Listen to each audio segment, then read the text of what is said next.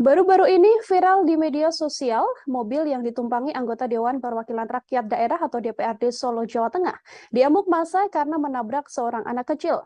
Kejadian tersebut bermula saat kunjungan kerja di Minahasa, Sulawesi Utara, dan menabrak anak yang melintas di ruas Jalan Raya Manago Tomohon, Kabupaten Minahasa, Sulawesi Utara. Beberapa orang yang mengetahui insiden tersebut langsung mengamuk dan merusak mobil yang ditumpangi rombongan DPRD Solo itu. Ketua Komisi 1 DPRD Kota Surakarta, Suarsono mengatakan, setelah merawat korban, pihaknya juga membawa kasus ini ke ranah hukum. Ia meminta para pelaku untuk mengklarifikasi kejadian yang sebenarnya dan juga melakukan permohonan maaf pada tamu yang berada di dalam mobil. Selain itu tak kalah penting, yakni permohonan maaf pada masyarakat Sulawesi Utara. Wakil Ketua Komisi 1 DPRD Kota Surakarta Hartanti yang saat itu berada di dalam mobil menuturkan, insiden kecelakaan di kawasan Pineleng ini tepatnya terjadi di depan SDGMIM. Ia mengatakan secara tiba-tiba ada seorang anak perempuan berusia sekitar 10 tahun yang menggunakan seragam SD menyeberang saat rombongan tengah melintas. Pasca kecelakaan itu ada dua orang yang datang membawa senjata dan sampai naik ke atap mobil sambil memukul-mukul dan berteriak marah. Hartanti yang berada di dalam mobil mengaku sangat panik. Ia mengaku hendak keluar mobil namun dihalangi oleh warga. Hartanti juga tidak sempat memotret kejadian saat mobil yang ditumpangi anggota DPRD Solo tersebut dirusak oleh massa.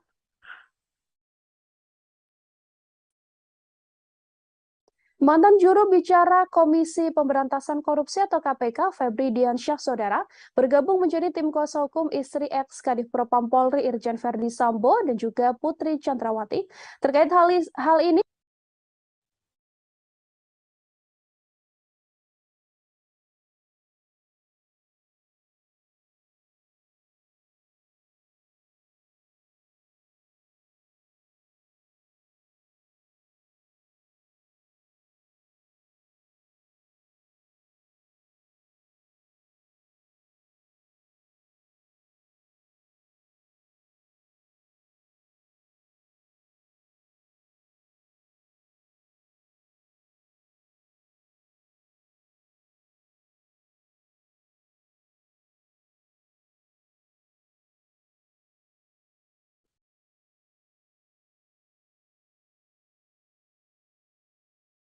Kamarudin Simanjuntak Saudara menyinggung soal Febri Diansyah agar tidak menerima tawaran menjadi pengacara keluarga Sambo hanya karena honor yang besar.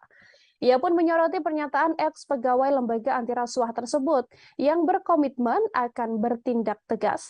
Menurutnya, objektivitas tersebut akan terbukti seiring berjalannya waktu. Kamarudin pun berharap bahwa Febri Diansyah dan Ari Tonang akan membawa kliennya berkata jujur di pengadilan serta tidak membuat kebohongan lagi.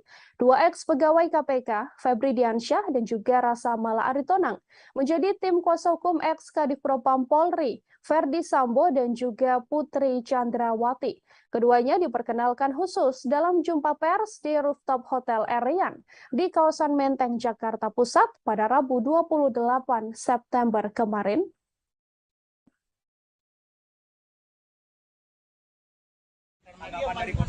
Karena dia mantan KPK, berarti KPK Komisi Pemberantas Korupsi atau Komisi Pemberantas Korupsi, dan BPC bersama Verdi Sambo konon diduga mengirimkan doa-doa baik kepada para ajudan yang terlibat maupun ke LPSK dan kepada lembaga lainnya.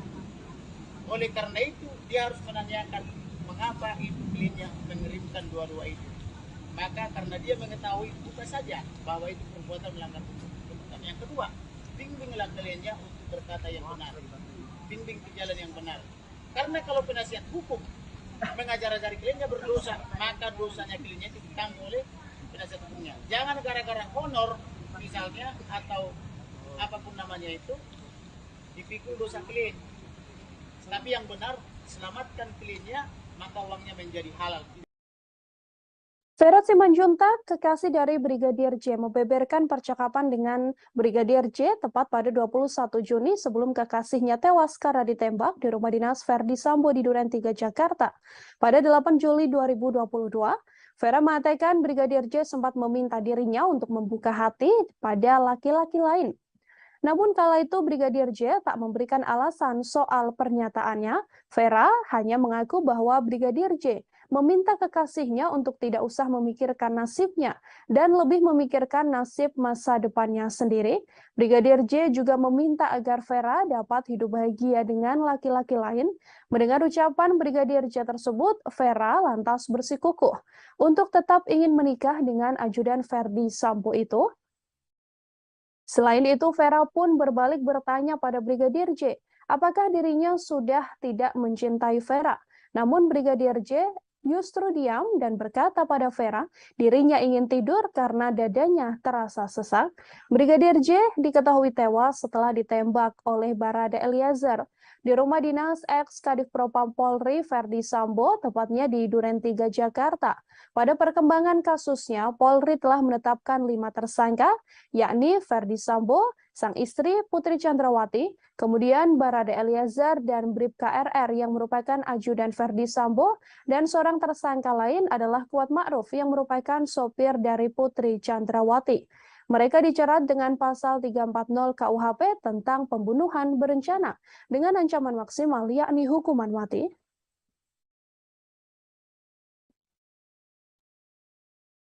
Kita ke informasi lain, Saudara Gubernur Papua Lukas NMB disebutkan telah ditetapkan sebagai tersangka dengan menggunakan pasal baru. Keterangan itu disampaikan oleh Ketua Umum Partai Demokrat Agus Harimurti Yudhoyono dalam konferensi pers di kantor DPP Partai Demokrat Jalan Proklamasi Menteng, Jakarta Pusat pada Kamis 29 September.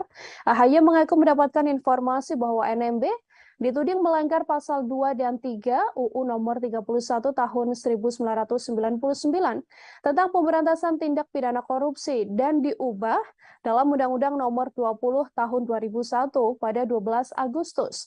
Namun pada 5 September 2022, pasal yang disangkakan pada Lukas NMB berubah menjadi pasal 11 atau Undang-Undang Tipikor terkait dugaan penerimaan gratifikasi. AHY pun menyoroti bagaimana tanpa pemeriksaan Lukas NMB bisa menjadi tersangka. Ia pun meminta agar proses hukum NMB berjalan dengan adil tanpa intervensi politik. AHY menegaskan Demokrat siap memberikan bantuan hukum pada NMB jika diperlukan. Hal ini sesuai dengan mekanisme yang berlaku di internal Partai Demokrat untuk membantu kadernya yang terjerat tindak pidana tertentu. Mengenai adanya indikasi perubahan penggunaan pasal ini sebelumnya juga pernah disampaikan oleh salah satu kuasa hukum Lukas NMB, Stefanus Roy Rening. Roy menduga kuat KPK mengalihkan penyelidikan dari surat perintah penyelidikan menjadi laporan kejadian tindak pidana korupsi. Ia menyebut dalam perubahan surat itu, dugaan korupsi pasal 2 dan pasal 3 terkait kerugian negara bergeser menjadi pasal 5 dan 11 atau pasal 12 terkait suap atau gratifikasi. Sampai saat ini, NMB masih belum memenuhi panggilan KPK untuk menjalani pemeriksaan sebagai tersangka. Ia mangkir dari 2 pemeriksaan dengan alasan sakit. Tanggal 12 Agustus 2022, Pak Lukas dituduh telah melakukan pelanggaran terhadap pasal 2 dan 3 Undang-Undang Tindak Pidana Korupsi. Unsur terpenting pada pasal tersebut adalah adanya unsur perbuatan melawan hukum dan penyalahgunaan wewenang serta adanya unsur kerugian negara. Tetapi pada tanggal 5 September 2022, tanpa pemeriksaan sebelumnya, Pak Lukas langsung ditetapkan sebagai tersangka. Beliau dijerat dengan pasal baru, yakni pasal 11 atau 12 Undang-Undang Tindak Pidana Korupsi tentang delik gratifikasi. Muncul sebuah video yang memperlihatkan mantan Panglima TNI periode 2015-2017 Gatot Nurmantio menyebut bahwa Verdi Sambo bisa aktif kembali menjadi polisi melalui peraturan Kapolri. Polri pun tegas membantah informasi yang beredar di media sosial tersebut, yang mengatakan bahwa mantan Kadif Propam ini bisa kembali aktif menjadi Polri. Diterangkan dalam video yang viral di media sosial itu, Verdi Sambo dapat kembali aktif menjadi polisi. Berdasarkan peraturan kepolisian atau Perpol nomor 7 tahun 2022 tentang kode etik profesi dan Komisi Kode Etik Polri, meski sudah dihukum pemberhentian tidak dengan hormat atau PTDH. Dilihat dari video yang viral, Gatot menilai bahwa Perpol 7 tahun 2022 harus direvisi. Pasalnya menurut Gatot, ada potensi Verdi Sambo dapat kembali menjadi anggota Polri meski sudah dipecat. Ia pun meminta Presiden Joko Widodo serta Menko Polhukam Mahfud MD untuk meninjau ulang Perpol tersebut atas adanya video ini. Melalui Kepala Divisi Humas Polri, Irjen Dedi Prasetyo juga menegaskan, putusan pemecatan Verdi Sambo sudah sah dan bersifat mengikat. Dedi pun mengatakan dalam pasal 83 Perpol 7 tahun 2022 disebutkan bahwa proses peninjauan kembali hanya dapat dilakukan oleh Kapolri terhadap putusan yang bermasalah. Dengan demikian, hanya Kapolri yang dapat memberikan peninjauan kembali pada putusan yang dinilai telah memiliki kekeliruan. Dedi juga menambahkan pihak pelanggar, yakni dalam kasus ini Verdi Sambo, tidak memiliki hak mengajukan sidang Komisi Kode Etik peninjauan kembali. Verdi Sambo telah dipecat melalui sidang etik yang digelar pada 25 sampai 26 Agustus. Verdi Sambo menjalani sidang KKEP setelah ditetapkan menjadi tersangka dalam kasus pembunuhan berencana ajudannya sendiri, Brigadir J. Verdi Sambo juga ditetapkan menjadi tersangka terkait kasus obstruction of justice atau menghalangi penyidikan. Selain itu, banding yang diajukan Sambo atas putusan pemecatan juga telah ditolak melalui sidang banding 19 September. Dengan demikian, Verdi Sambo saat ini sudah resmi dipecat. Mantan Kadif Propam Polri itu juga telah menerima hasil petikan PTDH terhadap dirinya.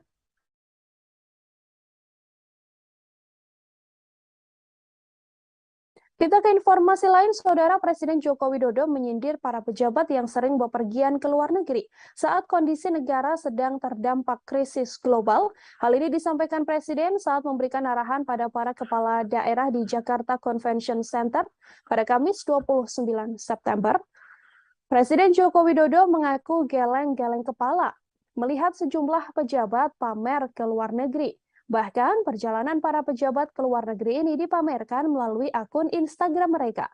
Padahal menurut Presiden Jokowi, Indonesia sudah punya berbagai destinasi wisata yang sangat bagus. Presiden juga mengatakan kondisi seperti ini harus diinformasikan pada masyarakat.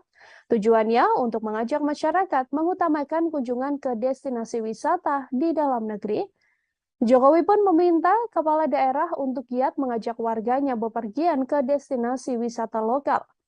Melihat jumlah kunjungan wisata dari Indonesia ke luar negeri, kepala negara itu pun mewanti-wanti akan potensi defisit di bidang pariwisata. Dalam kesempatan itu, Jokowi menegaskan dirinya bahkan menahan diri untuk bepergian ke luar negeri dan banyak menolak undangan dari luar negeri. Jokowi mengaku dalam 1 tahun saja, setidaknya mendapatkan 20 undangan dari luar negeri, namun ia hanya memilih menghadiri 2 hingga 3 acara. Jokowi pun kemudian meminta para gubernur, bupati, hingga wali kota untuk mengajak masyarakat berwisata di dalam negeri saja.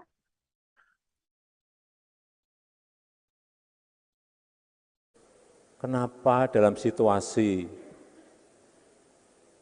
krisis global seperti ini malah berbondong-bondong ke luar negeri, dipamer-pamerin di Instagram,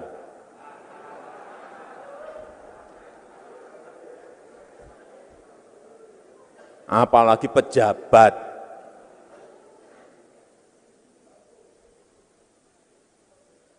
Saya diundang ke luar negeri itu mungkin setahun bisa lebih dari 20 undangan. Saya datang paling 2 atau 3. Karena betul-betul saya rem, ini ada manfaat konkret enggak sih? Karena juga keluar uang kita keluar itu. Jadi hal-hal yang seperti itu rem.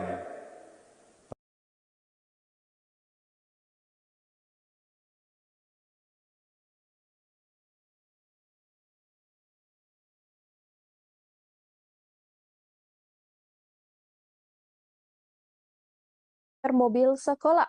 Menurut laporan, aksi pengendara motor arogan yang menampar sopir mobil sekolah ini terjadi di Jalan Bulan, Kecamatan Medan Kota pada Rabu 28 September kemarin. Dalam rekaman video berdurasi 1 menit 29 detik, tampak sopir sedang berada di dalam mobilnya. Sementara pelaku yang menggunakan sepeda motor dan memakai helm full face ini berada tepat di samping mobil. Terdengar keduanya terlihat cekcok menggunakan bahasa Hokkien. Di tengah percekcokan itu, pengendara motor langsung menampar pipi sopir tersebut. Menurut korban, Anton, peristiwa itu terjadi di Jalan Bulan, Kecamatan Medan Kota pada Rabu 28 September kemarin. Pengemudi itu diduga marah karena Anton yang sedang melintas tidak memberi jalan pada pengemudi tersebut. Ia mengatakan pengendara sepeda motor itu langsung mengejarnya dan memberhentikan laju mobilnya. Anton menuturkan saat mobilnya dihentikan terlibat percekcokan antara dirinya dengan pengendara motor itu. Ketika itu ia sempat mendapatkan pengancaman dari pengendara sepeda motor yang arogan tersebut. Atas kejadian ini, ia pun telah membuat laporan ke Polrestabes Medan dan berharap agar pelaku segera ditangkap. Saya kan dari Jalan Bulan mau nyebrang ke seberang jalan, cuma nggak dikasih jalan, si ngotot. Jadi dia turun, tokok-tokok kaca saya. Jadi saya nggak mau buka, supaya nggak mau mempersulit masalah gitu, jangan supaya jadi ribut. Jadi nggak senang, dia ngikutin saya dari Jalan Bulan sampai ke Jalan Merbabu. Di sana saya dipacak sama dia. Nah dari sana saya udah diam, tokok-tokok kaca saya buka, katanya dia nantang-nantang diribut. Panggil deking-dekingmu katanya, biar saya matikan, kata gitu. Ya udah saya diam, saya telepon teman, dia bilang katanya saya senggol dia, bannya. Kalau memang saya senggol dia, otomatis kan dia pasti jatuh atau apa kan? Ada mobil saya lecet nggak ada. Nah sekian situ ya udah saya diam.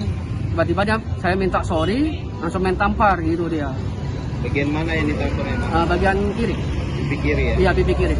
Setelah ditampar apa lagi bang? Ngotot-ngotot lagi, suruh saya turun, saya nggak mau. Baru ada tukang parkir di sana, bilangin kalau motor abang rusak, parah kan ada buktinya, ya kan? Kalau memang ada lecet atau apa, ini kan nggak ada. Jadi abang tukang parkirnya pun dimarahin sama dia, gitu. Kalau sama yang nampar ini kenal bang? Nggak kenal. Jadi setelah itu dia pergi aja begitu? Iya, itu dia pukul spion saya 2 kali, satu dia pergi. Pecah bang spionnya? Pecah sih enggak. Cuma itu kejadiannya hari apa bang? hari ini. Sekitar jam? Jam 12 lewat lah. Jam 12 lewat? Ya, jam 12.05 gitu lah. Itu abang mengendarai mobil. Dan kejadiannya di jalan? Bulan. Jalan Bulan? Iya, simpang Bulan Jalan Tamrin itu. Ya. Apakah abang nanti akan melapor ke polisi? Iya, saya akan usut terus. Oknum anggota kepolisian sektor Cijeruk Bogor meminta uang tilang dari sopir travel di pintu keluar tol Ciawi Sukabumi. Aksinya direkam oleh warga dan viral di media sosial. Dalam video tersebut, ia juga membentak seorang wanita yang merekam aksinya dengan mengancam perekam dengan Undang-Undang Informatika dan Transaksi Elektronik atau UU ITE. Setelah viral, oknum polisi tersebut juga langsung diperiksa oleh bidang profesi dan pengamanan atau Propam Polres Bogor serta Propam Polda Jabar. Hasilnya ia terbukti menerima sejumlah uang dari sopir travel yang ditilangnya. Kapolres Bogor AKBP Iman Imanuddin mengatakan pihaknya juga sudah menindak tegas oknum anggota lalu lintas Polsek Cijeruk ini. Kapolsek Cijeruk Kompol Sumijo mengatakan oknum polisi tersebut adalah Aibda EF yang berusia 39 tahun. Berdasarkan pengakuan Aibda EF, ia hanya menerima sebesar Rp200.000 dari sopir travel yang ditilangnya. Peristiwa itu dikatakan terjadi pada Senin 26 September, tepat di pintu keluar tol Ciawi Sukabumi. Saat itu Aibda EF sedang berpatroli dan mendapati mobil travel ini melanggar arus lalu lintas dari arah Jampang Sukabumi menuju ke Jakarta. Saat diperiksa, sopir beserta rombongan di dalam mobil travel itu juga melanggar rambu lalu lintas atau melambung saat mengantri di lampu merah. Mobil travel itu juga diketahui melebihi muatan. Aibda EF kemudian menindak sopir beserta rombongan travel dengan memberikan surat tilang berwarna biru. Namun saat ditilang, si sopir travel menawari uang damai. EF sempat menolak tawaran tersebut, namun kemudian dengan alasan titip sidang, EF tergoda dan akhirnya uang tersebut ia terima dan diambilnya. EF pun menerima uang senilai Rp200.000, bukan Rp600.000 seperti apa yang viral di media sosial.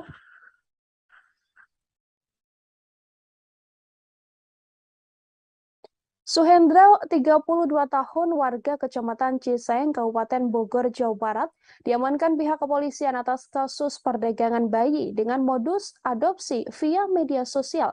Pria 32 tahun itu menawarkan adopsi bayi melalui medsos dengan mengatasnamakan Yayasan Ayah Sejuta Anak. Oleh Suhendra, pihak pengadopsi diminta untuk membayar Rp15 juta untuk mengadopsi satu bayi.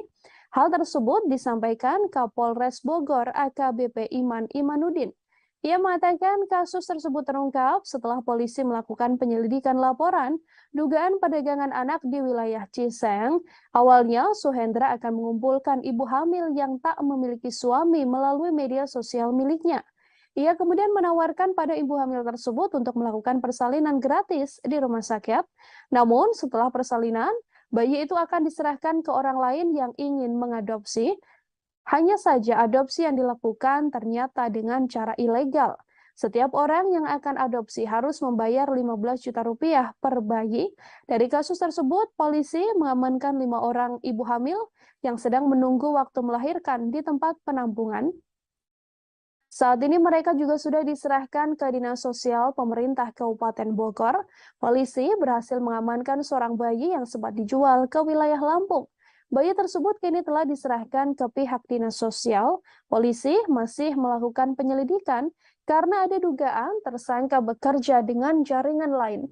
Tersangka juga masih dalam proses penyidikan lebih lanjut oleh Satreskrim Polres Bogor. Atas perbuatannya, Suhendra dijerat pasal 83 Jungto pasal 76 tentang perlindungan anak dengan ancaman pidana minimal 3 tahun penjara dan maksimal 15 tahun penjara, serta denda minimal Rp60 juta dan maksimal Rp3 miliar.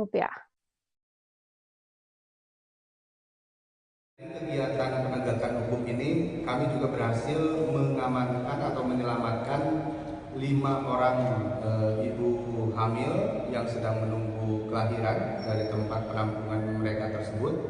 Dan saat ini kelima orang ibu hamil tersebut sudah diserahkan ke Dinas Sosial Pemerintah Kabupaten Bogor untuk diberikan perlindungan dan penanganan sampai dengan yang bersangkutan melahirkan anaknya. Satu orang yang sudah diadopsi secara ilegal atau dijual oleh si pelaku ke wilayah Lampung juga sudah diselamatkan untuk anaknya dan diserahkan ke Dinas Sosial Kabupaten Bogor untuk diberikan pemeliharaan anak yang layak bagi yang bersangkutan. Saat ini tersangka sedang dalam proses penyidikan Satreskrim Polres Bogor dan kami akan terus melakukan pengembangan terhadap dugaan jaringan yang lainnya. Mudah-mudahan bisa berkembang ke jaringan-jaringan yang lainnya atau mungkin ada pidana lainnya yang menyertai dari perbuatan tersebut. Kepada tersangka dipersangkakan dengan pasal 83. Artis Lesti Kejora melaporkan suaminya Rizky Bilar ke Polres Metro Jakarta Selatan atas dugaan kasus kekerasan dalam rumah tangga atau KDRT. Rizky Bilar dilaporkan oleh Lesti Kejora ke kepolisian pada Rabu 28 September malam. Berdasarkan surat laporan polisi tersebut, peristiwa KDRT yang diduga dilakukan Rizky Bilar berawal saat Lesti Kejora mendapati sang suami diduga berselingkuh. Lesti Kejora pun meminta agar dirinya dipulangkan ke rumah keluarganya yang berada di Cianjur, Jawa Barat.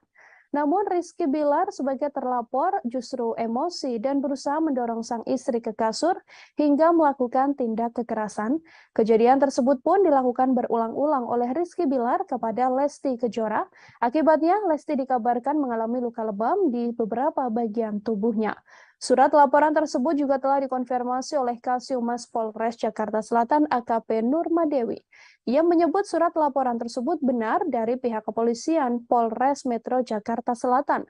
AKP Nurmadewi pun memastikan bahwa Lesti Kejora melapor karena mendapatkan tindak KDRT dari Rizky Bilar.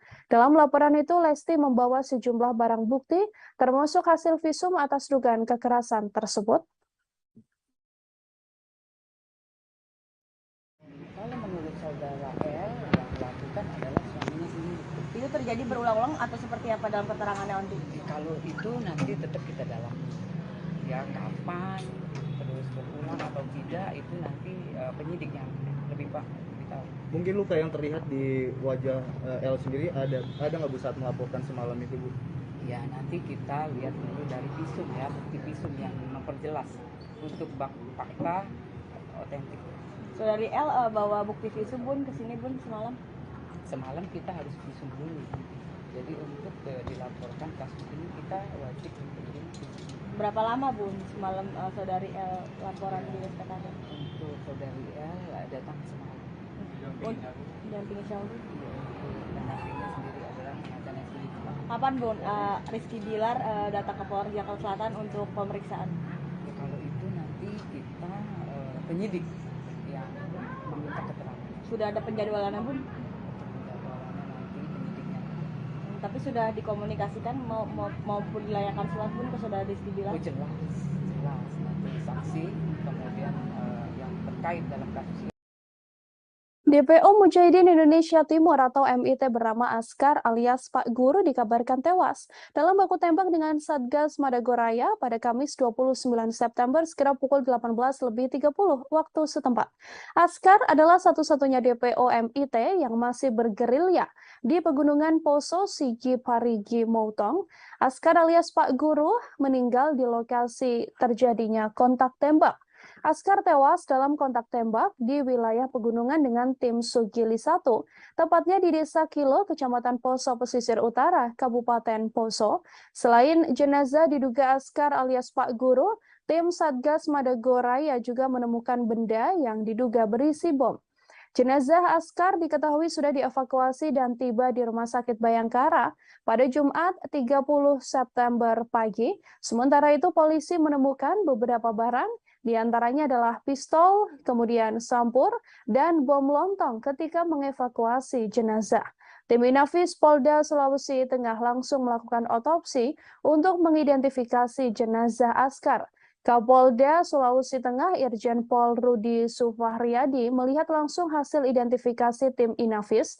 Jenazah Askar dikabarkan akan langsung dimakamkan di pemakaman umum di wilayah Poso.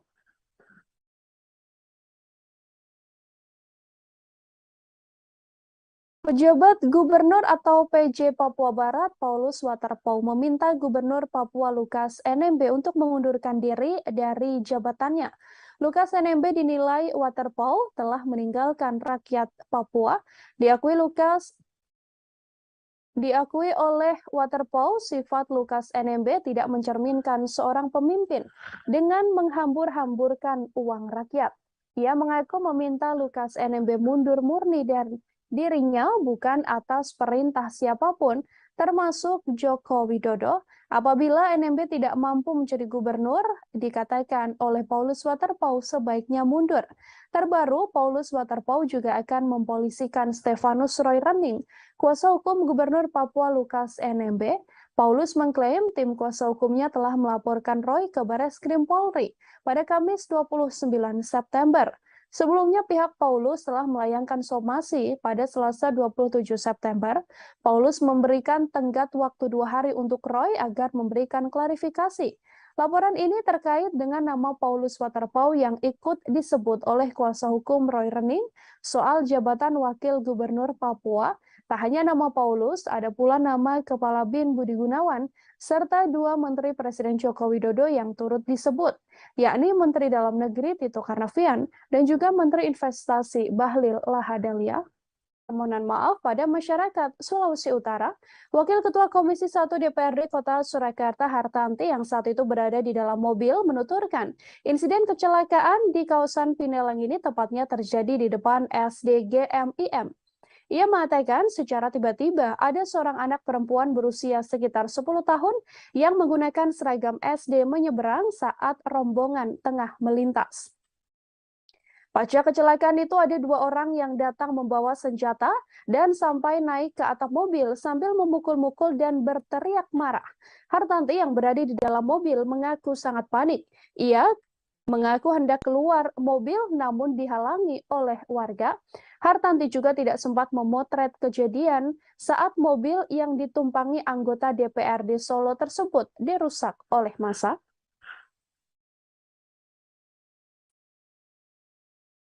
Mantan juru bicara Komisi Pemberantasan Korupsi atau KPK, Febri Diansyah Saudara, bergabung menjadi tim kuasa hukum istri ex-Kadif Propam Polri Irjen Verdi Sambo dan juga Putri Chandrawati.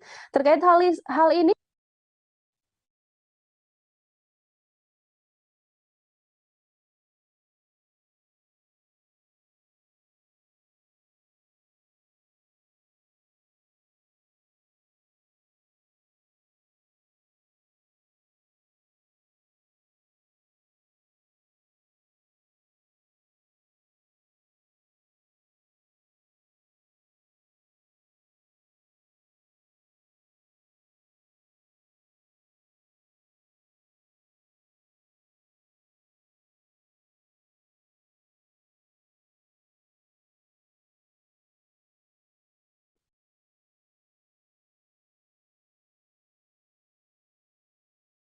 Kamarudin Simanjuntak, Saudara, menyinggung soal Febri Diansyah agar tidak menerima tawaran menjadi pengacara keluarga Sambo hanya karena honor yang besar.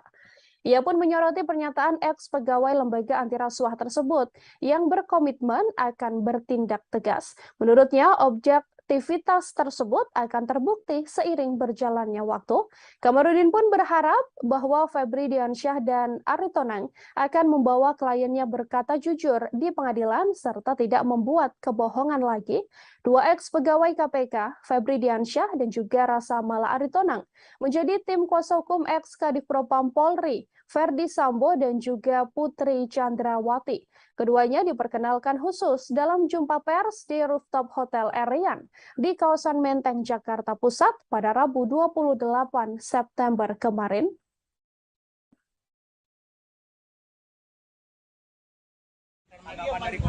Karena dia mantan KPK, berarti KPK Komisi Pemberantas Korupsi atau Komisi Pemberantas Korupsi.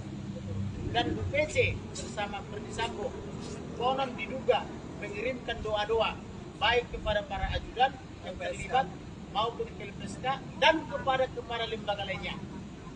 Oleh karena itu dia harus menanyakan mengapa itu kliennya mengirimkan doa-doa itu.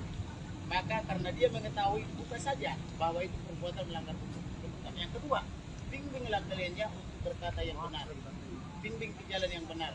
Karena kalau penasihat hukum mengajar-ajari kliennya berdosa, maka dosanya kliennya ditanggung oleh penasihat hukumnya. Jangan gara-gara honor misalnya atau apapun namanya itu dipikul dosa klien.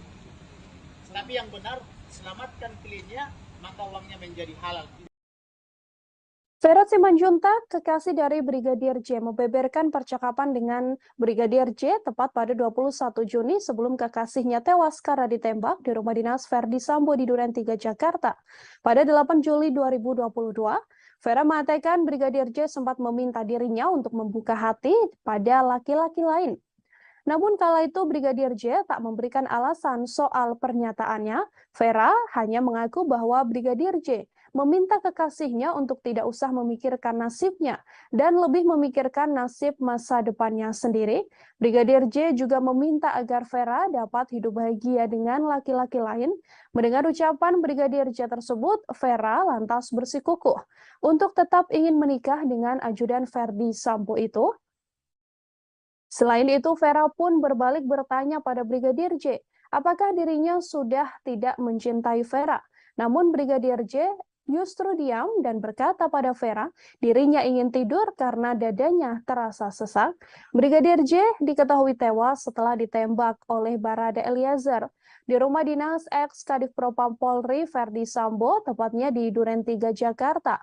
Pada perkembangan kasusnya, Polri telah menetapkan 5 tersangka, yakni Verdi Sambo, sang istri Putri Chandrawati, kemudian Barada Eliezer dan Bribka RR yang merupakan ajudan Verdi Sambo, dan seorang tersangka lain adalah Kuat Ma'ruf yang merupakan sopir dari Putri Chandrawati. Mereka dijerat dengan pasal 340 KUHP tentang pembunuhan berencana dengan ancaman maksimal yakni hukuman mati.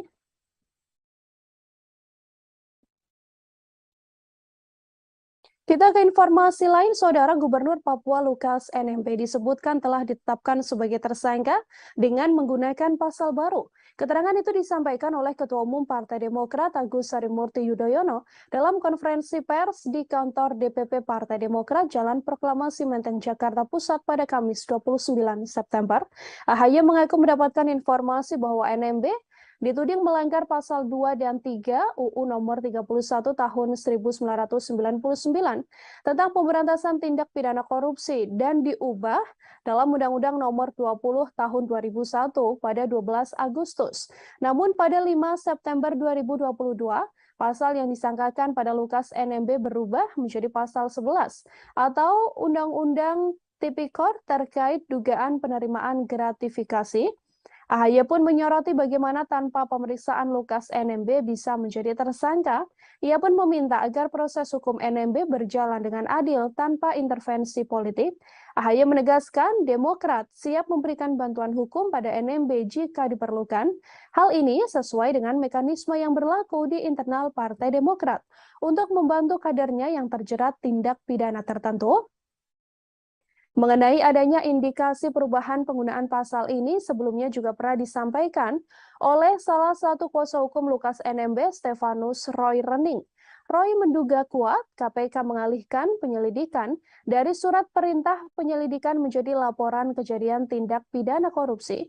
Ia menyebut dalam perubahan surat itu, dugaan korupsi pasal 2 dan pasal 3 terkait kerugian negara bergeser menjadi pasal 5 dan 11 atau pasal 12 terkait suap atau gratifikasi. Sampai saat ini, NMB masih belum memenuhi panggilan KPK untuk menjalani pemeriksaan sebagai tersangka. Ia mangkir dari 2 pemeriksaan dengan alasan sakit. Tanggal 12 Agustus 2022, Pak Lukas dituduh telah melakukan pelanggaran terhadap pasal 2 dan 3 Undang-Undang Tindak Pidana Korupsi. Unsur terpenting pada pasal tersebut adalah adanya unsur perbuatan melawan hukum dan penyalahgunaan wewenang serta adanya unsur kerugian negara. Tetapi pada tanggal 5 September 2022, tanpa pemeriksaan sebelumnya, Pak Lukas langsung ditetapkan sebagai tersangka. Beliau dijerat dengan pasal baru, yakni pasal 11 atau 12 Undang-Undang Tindak Pidana Korupsi tentang delik gratifikasi. Muncul sebuah video yang memperlihatkan mantan Panglima TNI periode 2015-2017 Gatot Nurmantio menyebut bahwa Verdi Sambo bisa aktif kembali menjadi polisi melalui peraturan Kapolri. Polri pun tegas membantah informasi yang beredar di media sosial tersebut, yang mengatakan bahwa mantan Kadif Propam ini bisa kembali aktif menjadi Polri. Diterangkan dalam video yang viral di media sosial itu, Verdi Sambo dapat kembali aktif menjadi polisi berdasarkan Peraturan Kepolisian atau Perpol nomor 7 tahun 2022 tentang Kode Etik Profesi dan Komisi Kode Etik Polri, meski sudah dihukum pemberhentian tidak dengan hormat atau PTDH. Dilihat dari video yang viral, Gatot menilai bahwa Perpol 7 tahun 2022 harus direvisi. Pasalnya menurut Gatot, ada potensi Verdi Sambo dapat kembali menjadi anggota Polri meski sudah dipecat. Ia pun meminta Presiden Joko Widodo serta Menko Polhukam Mahfud MD untuk meninjau ulang Perpol tersebut. Atas adanya video ini, Melalui Kepala Divisi Humas Polri, Irjen Dedi Prasetyo juga menegaskan, putusan pemecatan Verdi Sambo sudah sah dan bersifat mengikat. Dedi pun mengatakan dalam pasal 83 Perpol 7 tahun 2022 disebutkan bahwa proses peninjauan kembali hanya dapat dilakukan oleh Kapolri terhadap putusan yang bermasalah. Dengan demikian, hanya Kapolri yang dapat memberikan peninjauan kembali pada putusan yang dinilai telah memiliki kekeliruan. Dedi juga menambahkan pihak pelanggar, yakni dalam kasus ini Verdi Sambo, tidak memiliki hak mengajukan sidang Komisi Kode Etik peninjauan kembali. Verdi Sambo telah dipecat melalui sidang etik yang digelar pada 25 sampai 26 Agustus. Verdi Sambo menjalani sidang KKEP setelah ditetapkan menjadi tersangka dalam kasus pembunuhan berencana ajudannya sendiri, Brigadir J. Verdi Sambo juga ditetapkan menjadi tersangka terkait kasus obstruction of justice atau menghalangi penyidikan. Selain itu, banding yang diajukan Sambo atas putusan pemecatan juga telah ditolak melalui sidang banding 19 September. Dengan demikian, Verdi Sambo saat ini sudah resmi dipecat. Mantan Kadif Propam Polri itu juga telah menerima hasil petikan PTDH terhadap dirinya.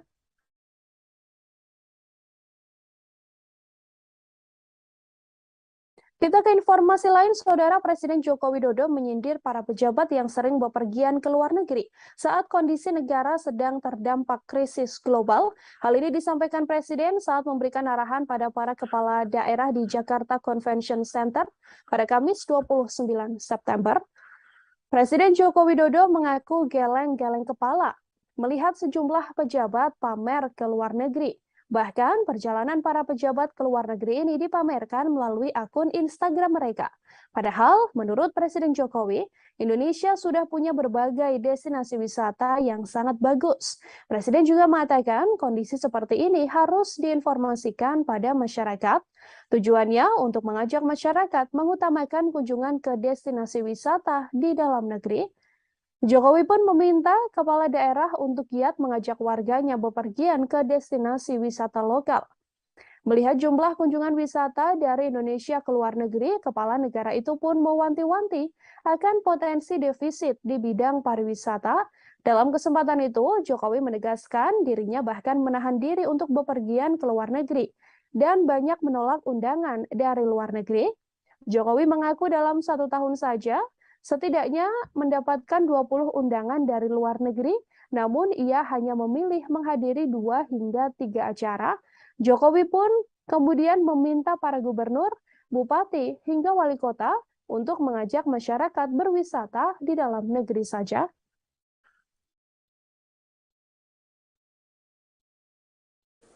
Kenapa dalam situasi krisis global seperti ini malah berbondong-bondong ke luar negeri, dipamer-pamerin di Instagram,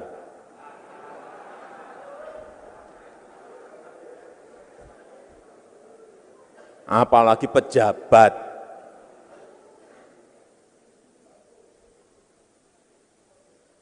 Saya diundang ke luar negeri itu mungkin setahun bisa lebih dari 20 undangan.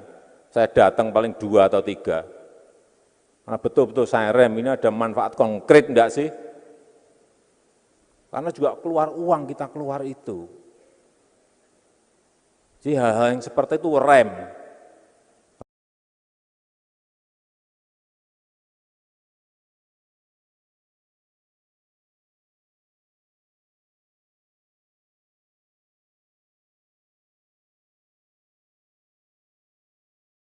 Mobil sekolah. Menurut laporan, aksi pengendara motor arogan yang menampar sopir mobil sekolah ini terjadi di Jalan Bulan, Kecamatan Medan Kota pada Rabu 28 September kemarin. Dalam rekaman video berdurasi 1 menit 29 detik, tampak sopir sedang berada di dalam mobilnya. Sementara pelaku yang menggunakan sepeda motor dan memakai helm full face ini berada tepat di samping mobil. Terdengar keduanya terlihat cekcok menggunakan bahasa Hokkien. Di tengah percekcokan itu, pengendara motor langsung menampar pipi sopir tersebut. Menurut korban, Anton, peristiwa itu terjadi di Jalan Bulan, Kecamatan Medan Kota pada Rabu 28 September kemarin. Pengemudi itu diduga marah karena Anton yang sedang melintas tidak memberi jalan pada pengemudi tersebut. Ia mengatakan pengendara sepeda motor itu langsung mengejarnya dan memberhentikan laju mobilnya. Anton menuturkan saat mobilnya dihentikan terlibat percekcokan antara dirinya dengan pengendara motor itu. Ketika itu ia sempat mendapatkan pengancaman dari pengendara sepeda motor yang arogan tersebut. Atas kejadian ini, ia pun telah membuat laporan ke Polrestabes Medan dan berharap agar pelaku segera ditangkap. Saya kan dari Jalan Bulan mau nyebrang ke seberang jalan, cuma nggak dikasih jalan, si ngotot. Jadi dia turun, tokok-tokok kaca saya. Jadi saya nggak mau buka supaya nggak mau mempersulit masalah gitu, jangan supaya jadi ribut. Jadi nggak senang, dia ngikutin saya dari Jalan Bulan sampai ke Jalan Merbabu. Di sana saya dipacak sama dia. Nah dari sana saya udah diam, tokok-tokok kaca saya buka, katanya dia nantang-nantang diribut. Panggil deking-dekingmu katanya, biar saya matikan, kata gitu. Ya udah saya diam, saya telepon teman, dia bilang katanya saya senggol dia, bannya kalau memang saya senggol dia, otomatis kan dia pasti jatuh atau apa kan, ada mobil saya lecet nggak ada. Nah sekian situ ya udah saya diam, tiba-tiba saya minta sorry, langsung main tampar gitu dia. Bagian mana yang ditamparnya? Bagian kiri. Pipi kiri ya? Iya pipi kiri. Setelah ditampar apa lagi bang? Ngotot-ngotot lagi, suruh saya turun, saya nggak mau. Baru ada tukang parkir di sana, bilangin kalau motor abang rusak, parah kan ada buktinya, ya kan kalau memang ada lecet atau apa, ini kan nggak ada, jadi abang tukang parkirnya pun dimarahin sama dia, gitu. Kalau sama yang nampar ini kenal bang? Nggak kenal. Jadi setelah itu dia pergi aja begitu? Iya, itu dia pukul spion saya 2 kali, satu dia pergi. Pecah bang spionnya? Pecah sih enggak. Cuma itu kejadiannya hari apa bang? Hari ini. Sekitar jam 12 lewat lah. Jam 12 lewat? Ya, jam 12.05 gitu. Itu abang mengendarai mobil. Dan kejadiannya di jalan? Bulan. Jalan Bulan? Iya, simpang Bulan Jalan Tamrin itu. Ya. Apakah abang nanti akan melapor ke polisi? Iya, saya akan usut terus. Oknum anggota kepolisian sektor Cijeruk Bogor meminta uang tilang dari sopir travel di pintu keluar tol Ciawi Sukabumi. Aksinya direkam oleh warga dan viral di media sosial. Dalam video tersebut, ia juga membentak seorang wanita yang merekam aksinya dengan mengancam perekam dengan Undang-Undang Informatika dan Transaksi Elektronik atau UU ITE. Setelah viral, oknum polisi tersebut juga langsung diperiksa oleh bidang profesi dan pengamanan atau Propam Polres Bogor maksud saya, serta Propam Polda Jabar. Hasilnya ia terbukti menerima sejumlah uang dari sopir travel yang ditilangnya. Kapolres Bogor AKBP Iman Imanuddin mengatakan pihaknya juga sudah menindak tegas oknum anggota lalu lintas Polsek Cijeruk ini. Kapolsek Cijeruk Kompol Sumijo mengatakan oknum polisi tersebut adalah Aibda EF yang berusia 39 tahun. Berdasarkan pengakuan Aibda EF, ia hanya menerima sebesar Rp200.000 dari sopir travel yang ditilangnya. Peristiwa itu dikatakan terjadi pada Senin 26 September, tepat di pintu keluar tol Ciawi Sukabumi. Saat itu Aibda EF sedang berpatroli dan mendapati mobil travel ini melanggar arus lalu lintas dari arah Jampang Sukabumi menuju ke Jakarta. Saat diperiksa, sopir beserta rombongan di dalam mobil travel itu juga melanggar rambu lalu lintas atau melambu saat mengantri di lampu merah. Mobil travel itu juga diketahui melebihi muatan. Aibda EF kemudian menindak sopir beserta rombongan travel dengan memberikan surat tilang berwarna biru. Namun saat ditilang, si sopir travel menawari uang damai. EF sempat menolak tawaran tersebut, namun kemudian dengan alasan titip sidang, EF tergoda dan akhirnya uang tersebut ia terima dan diambilnya. EF pun menerima uang senilai Rp200.000, bukan Rp600.000 seperti apa yang viral di media sosial.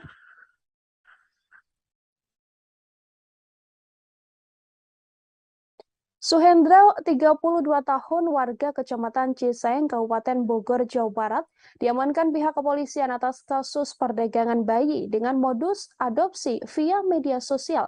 Pria 32 tahun itu menawarkan adopsi bayi melalui medsos dengan mengatasnamakan Yayasan Ayah Sejuta Anak. Oleh Suhendra, pihak pengadopsi diminta untuk rombongan DPRD Solo itu. Ketua Komisi 1 DPRD Kota Surakarta, Suarsono, mengatakan setelah merawat korban, pihaknya juga membawa kasus ini ke ranah hukum. Ia meminta para pelaku untuk mengklarifikasi kejadian yang sebenarnya dan juga melakukan permohonan maaf pada tamu yang berada di dalam mobil. Selain itu tak kalah penting, yakni permohonan maaf pada masyarakat Sulawesi Utara. Wakil Ketua Komisi 1 DPRD Kota Surakarta, Hartanti, yang saat itu berada di dalam mobil, menuturkan insiden kecelakaan di kawasan Pineleng ini tepatnya terjadi di depan SDGMIM.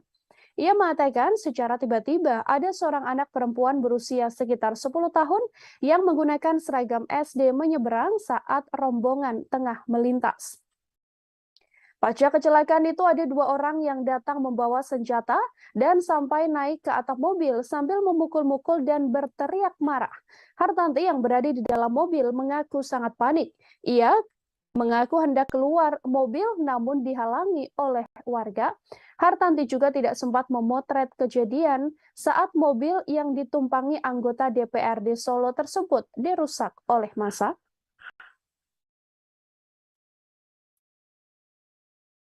Mantan juru bicara Komisi Pemberantasan Korupsi atau KPK, Febri Diansyah, saudara, bergabung menjadi tim kuasa hukum istri ex Kadif Propam Polri Irjen Verdi Sambo dan juga Putri Chandrawati.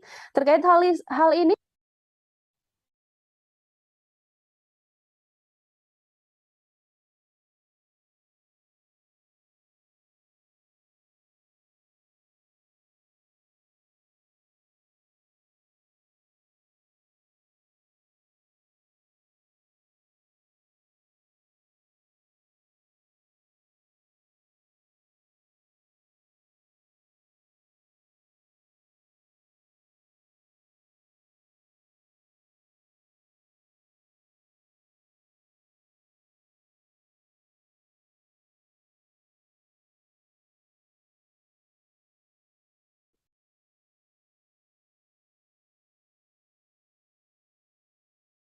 Kamarudin Simanjuntak, saudara, menyinggung soal Febri Diansyah agar tidak menerima tawaran menjadi pengacara keluarga Sambo hanya karena honor yang besar.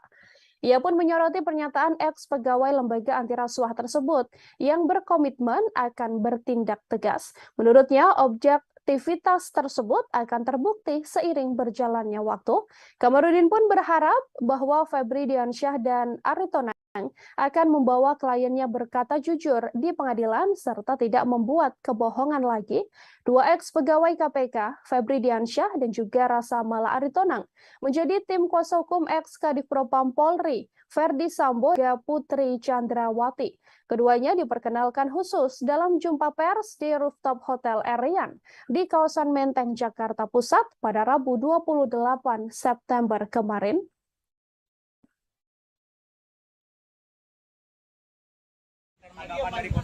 Karena dia mantan KPK, berarti KPK Komisi Pemberantas Korupsi atau Komisi Pemberantas Korupsi, dan BPC bersama Verdi Sambo konon diduga mengirimkan doa-doa baik kepada para ajudan yang terlibat maupun ke LPSK dan kepada lembaga lainnya. Oleh karena itu dia harus menanyakan mengapa itu kliennya mengirimkan doa-doa itu. Maka karena dia mengetahui bukan saja bahwa itu perbuatan melanggar hukum. Yang kedua, bimbinglah kliennya untuk berkata yang benar, bimbing ke jalan yang benar. Karena kalau penasihat hukum mengajar-ajari kliennya berdosa, maka dosanya kliennya itu ditanggung oleh penasihat hukumnya. Jangan gara-gara honor misalnya atau apapun namanya itu dipikul dosa klien. Tapi yang benar, selamatkan kliennya, maka uangnya menjadi halal. Ferot Simanjuntak, kekasih dari Brigadir J, membeberkan percakapan dengan Brigadir J tepat pada 21 Juni sebelum kekasihnya tewas karena ditembak di rumah dinas Verdi Sambo di Duren 3, Jakarta. Pada 8 Juli 2022, Vera mengatakan Brigadir J sempat meminta dirinya untuk membuka hati pada laki-laki lain. Namun kala itu Brigadir J tak memberikan alasan soal pernyataannya. Vera hanya mengaku bahwa Brigadir J meminta kekasihnya untuk tidak usah memikirkan nasibnya dan lebih memikirkan nasib masa depannya sendiri. Brigadir J juga meminta agar Vera dapat hidup bahagia dengan laki-laki lain. Mendengar ucapan Brigadir J tersebut, Vera kukuh untuk tetap ingin menikah dengan ajudan Verdi Sambo itu. Selain itu, Vera pun berbalik bertanya pada Brigadir J, apakah dirinya sudah tidak mencintai Vera. Namun Brigadir J justru diam dan berkata pada Vera, dirinya ingin tidur karena dadanya terasa sesak. Brigadir J diketahui tewas setelah ditembak oleh Barada Eliezer di rumah dinas ex-Kadif Propam Polri Verdi Sambo, tepatnya di Duren 3, Jakarta. Pada perkembangan kasusnya, Polri telah menetapkan 5 tersangka, yakni Verdi Sambo, sang istri Putri Chandrawati, kemudian Barada Eliezer dan Bribka RR yang merupakan ajudan Verdi Sambo, dan seorang tersangka lain, Ma'ruf, yang merupakan sopir dari Putri Chandrawati. Mereka dijerat dengan pasal 340 KUHP tentang pembunuhan berencana dengan ancaman maksimal yakni hukuman mati.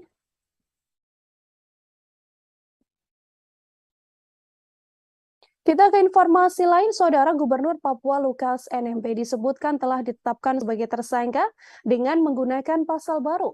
Keterangan itu disampaikan oleh Ketua Umum Partai Demokrat Agus Harimurti Yudhoyono dalam konferensi pers di kantor DPP Partai Demokrat Jalan Proklamasi Menteng, Jakarta Pusat pada Kamis 29 September.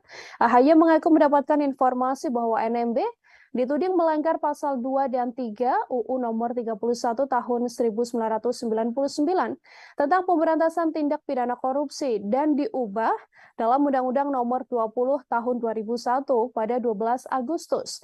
Namun pada 5 September 2022, pasal yang disangkakan pada Lukas NMB berubah menjadi pasal 11 atau Undang-Undang Tipikor terkait dugaan penerimaan gratifikasi. AHY pun menyoroti bagaimana tanpa pemeriksaan Lukas NMB bisa menjadi tersangka.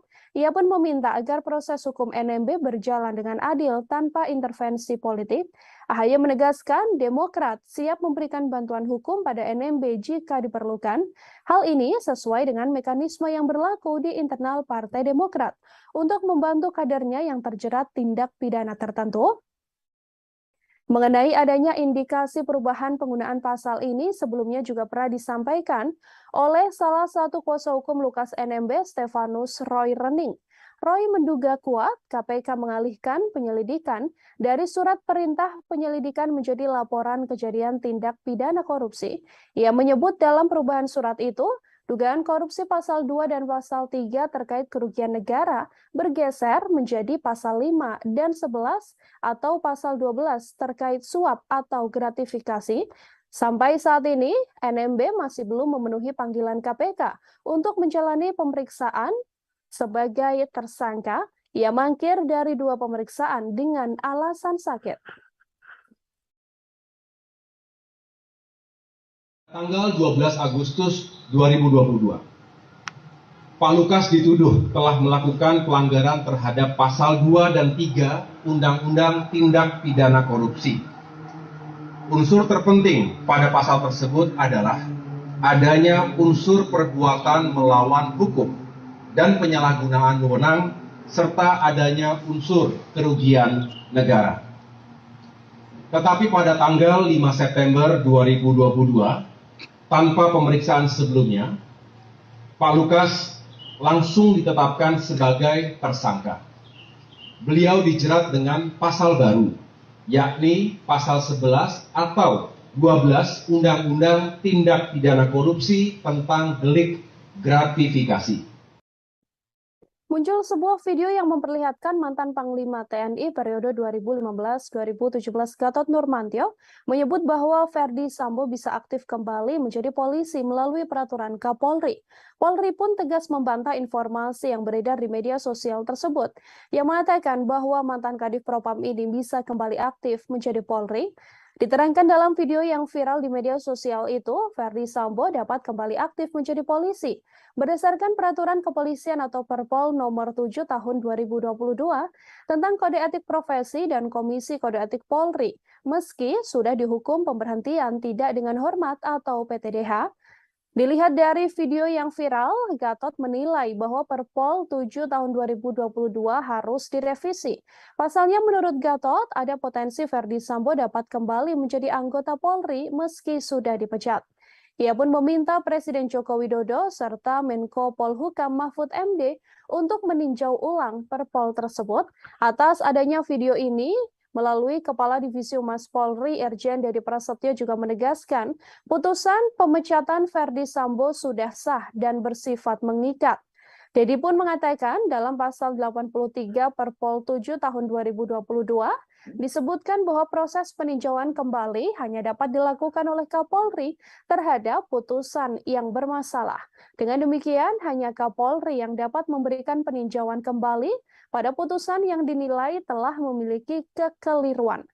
Dedi juga menambahkan pihak pelanggar, yakni dalam kasus ini Verdi Sambo, tidak memiliki hak mengajukan sidang komisi kode etik peninjauan kembali. Verdi Sambo telah dipecat melalui sidang etik yang digelar pada 25 sampai 26 Agustus. Verdi Sambo menjalani sidang KKEP setelah ditetapkan menjadi tersangka dalam kasus pembunuhan berencana ajudannya sendiri, Brigadir J. Verdi Sambo juga ditetapkan menjadi tersangka terkait kasus obstruction of justice atau menghalangi penyidikan. Selain itu, banding yang diajukan Sambo atas putusan pemecatan juga telah ditolak melalui sidang banding 19 September. Dengan demikian, Verdi Sambo saat ini sudah resmi dipecat. Mantan Kadif Propam Polri itu juga telah menerima hasil petikan PTDH terhadap dirinya.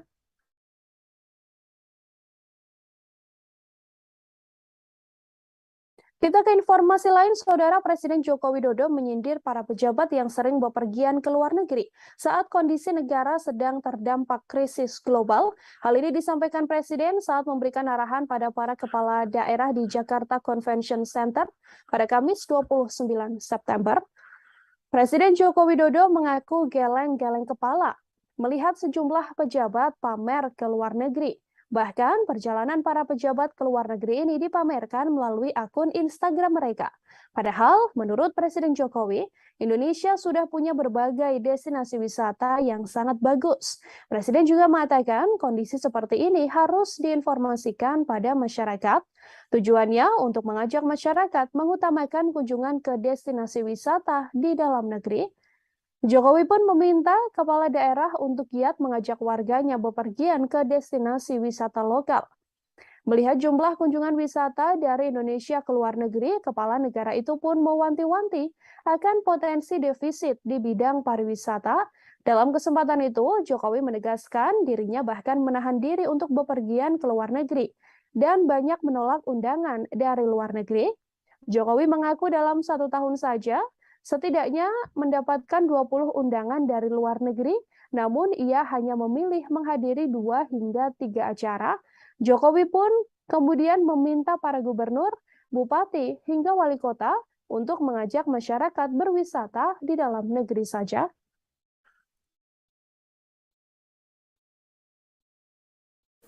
Kenapa dalam situasi krisis global seperti ini malah berbondong-bondong ke luar negeri, dipamer-pamerin di Instagram,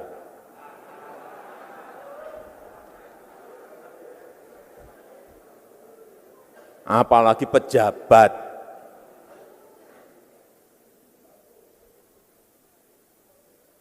Saya diundang ke luar negeri itu mungkin setahun bisa lebih dari 20 undangan. Saya datang paling 2 atau 3. Karena betul-betul saya rem, ini ada manfaat konkret enggak sih? Karena juga keluar uang kita keluar itu.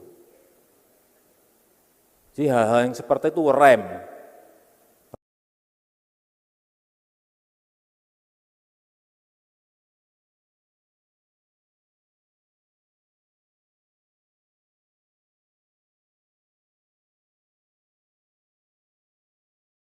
mobil sekolah. Menurut laporan, aksi pengendara motor arogan yang menampar sopir mobil sekolah ini terjadi di Jalan Bulan, Kecamatan Medan Kota pada Rabu 28 September kemarin. Dalam rekaman video berdurasi 1 menit 29 detik, tampak sopir sedang berada di dalam mobilnya. Sementara pelaku yang menggunakan sepeda motor dan memakai helm full face ini berada tepat di samping mobil. Terdengar keduanya terlihat cekcok menggunakan bahasa Hokkien. Di tengah percekcokan itu, pengendara motor langsung menampar pipi sopir tersebut. Menurut korban, Anton, peristiwa itu terjadi di Jalan Bulan, Kecamatan Medan Kota pada Rabu 28 September kemarin.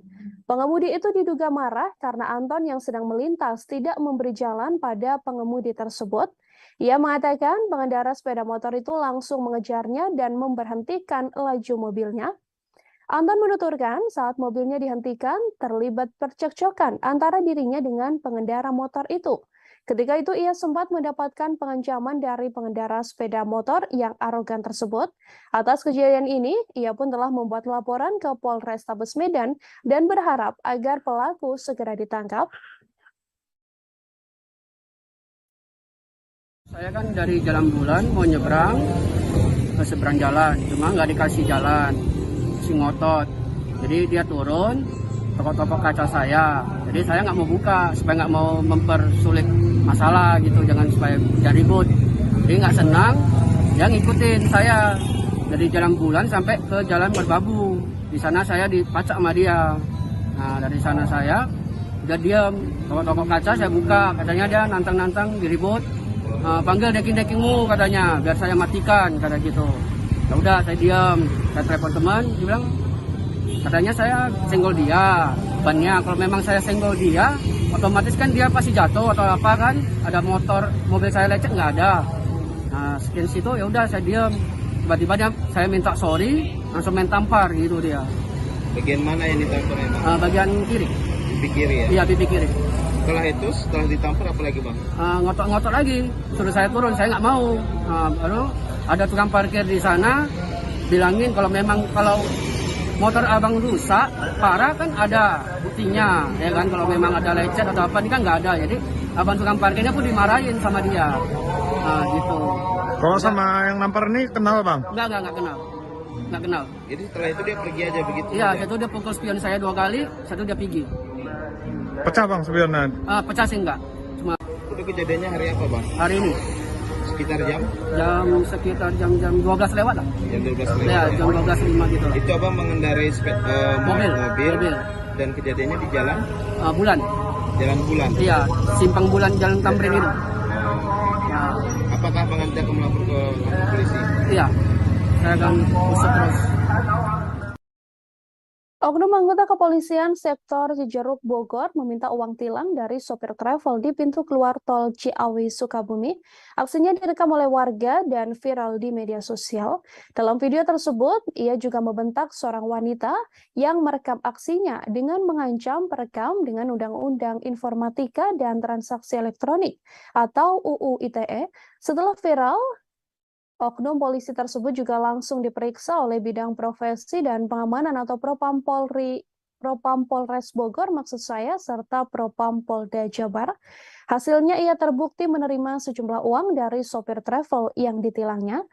Kapolres Bogor AKBP Iman Imanuddin mengatakan pihaknya juga sudah menindak tegas oknum anggota lalu lintas Polsek Cijeruk ini. Kapolsek Cijeruk Kompol Sumijo mengatakan oknum polisi tersebut adalah Aibda EF yang berusia 39 tahun.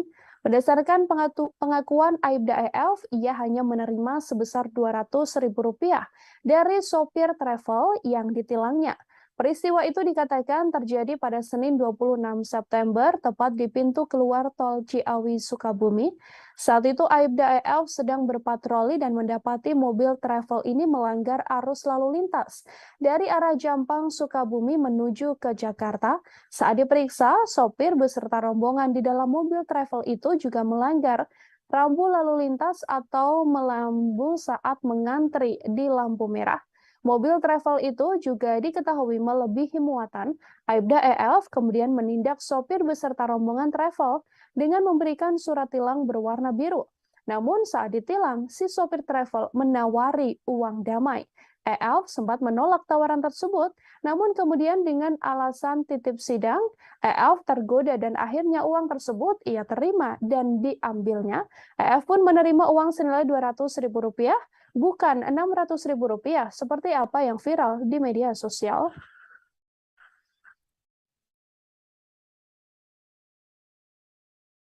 Suhendra, 32 tahun, warga Kecamatan Ciseng, Kabupaten Bogor, Jawa Barat, diamankan pihak kepolisian atas kasus perdagangan bayi dengan modus adopsi via media sosial.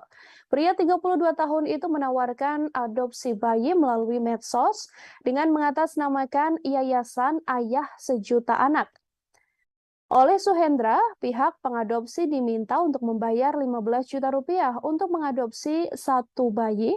Hal tersebut disampaikan Kapolres Bogor AKBP Iman Imanuddin. Ia mengatakan kasus tersebut terungkap setelah polisi melakukan penyelidikan laporan dugaan perdagangan anak di wilayah Ciseng. Awalnya, Suhendra akan mengumpulkan ibu hamil yang tak memiliki suami melalui media sosial miliknya. Ia kemudian menawarkan pada ibu hamil tersebut untuk melakukan persalinan gratis di rumah sakit.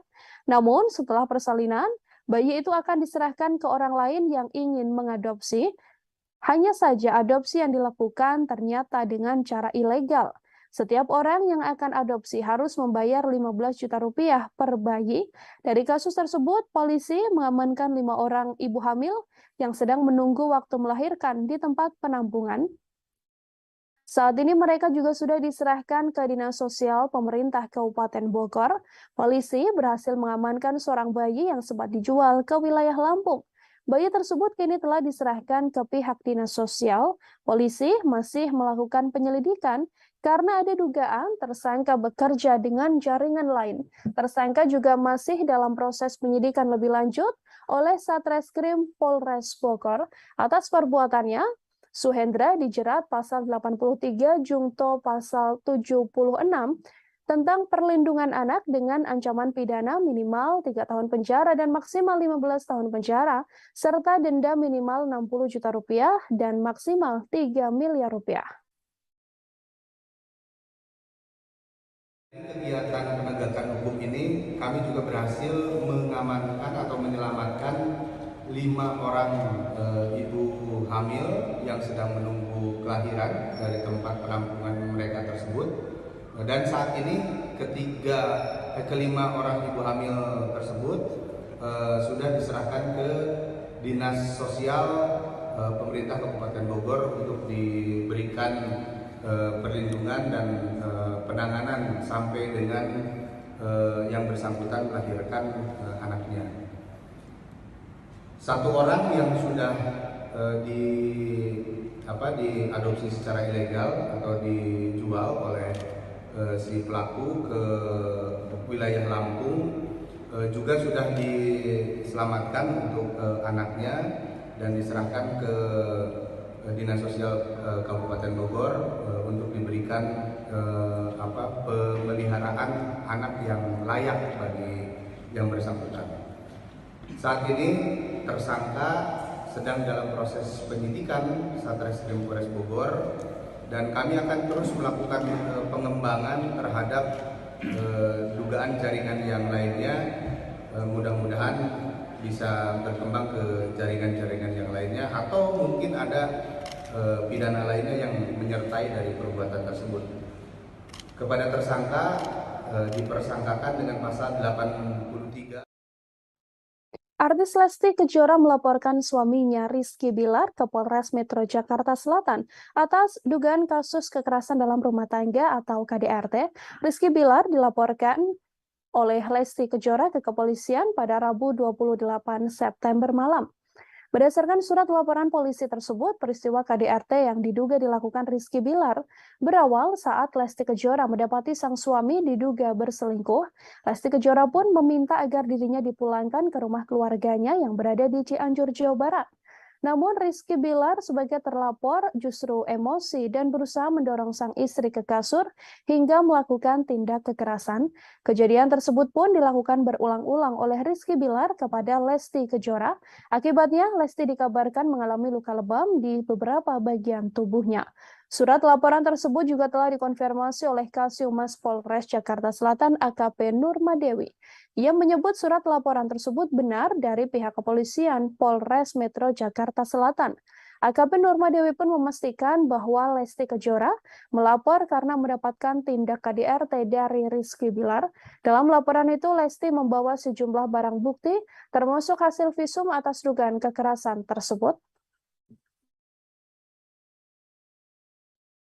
Kalau menurut saudara L, yang melakukan adalah suaminya sendiri. Itu terjadi berulang-ulang atau seperti apa dalam keterangannya nanti? Kalau itu nanti tetap kita dalami. Ya kapan, terus berulang atau tidak, itu nanti penyidik yang lebih tahu. Mungkin luka yang terlihat di wajah L sendiri ada nggak Bu saat melaporkan semalam itu Bu? Ya nanti kita lihat dulu dari visum ya, bukti visum yang memperjelas untuk fakta otentik. Saudari L bawa bukti visum Bun ke sini Bun semalam? Semalam kita harus visum dulu. Jadi untuk dilaporkan kasus ini kita wajib untuk visum.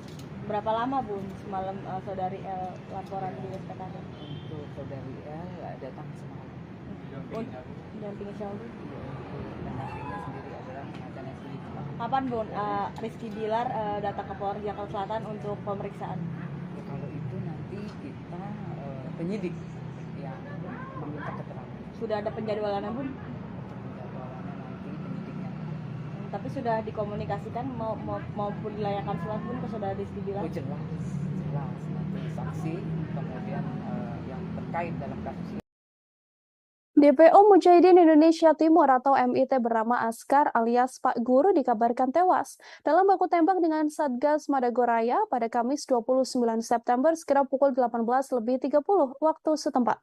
Askar adalah satu-satunya DPO MIT yang masih bergerilya di Pegunungan Poso Sigi Parigi Moutong.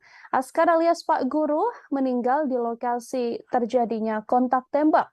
Askar tewas dalam kontak tembak di wilayah pegunungan dengan tim Sugili 1, tepatnya di Desa Kilo, Kecamatan Poso, Pesisir Utara, Kabupaten Poso.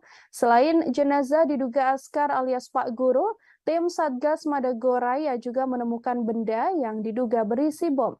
Jenazah Askar diketahui sudah dievakuasi dan tiba di Rumah Sakit Bayangkara pada Jumat 30 September pagi. Sementara itu polisi menemukan beberapa barang, di antaranya adalah pistol, kemudian sampur, dan bom lontong ketika mengevakuasi jenazah. Tim Inafis Polda Sulawesi Tengah langsung melakukan otopsi untuk mengidentifikasi jenazah Askar. Kapolda Sulawesi Tengah Irjen Pol Rudi Sufahriyadi melihat langsung hasil identifikasi tim Inafis. Jenazah Askar dikabarkan akan langsung dimakamkan di pemakaman umum di wilayah Poso.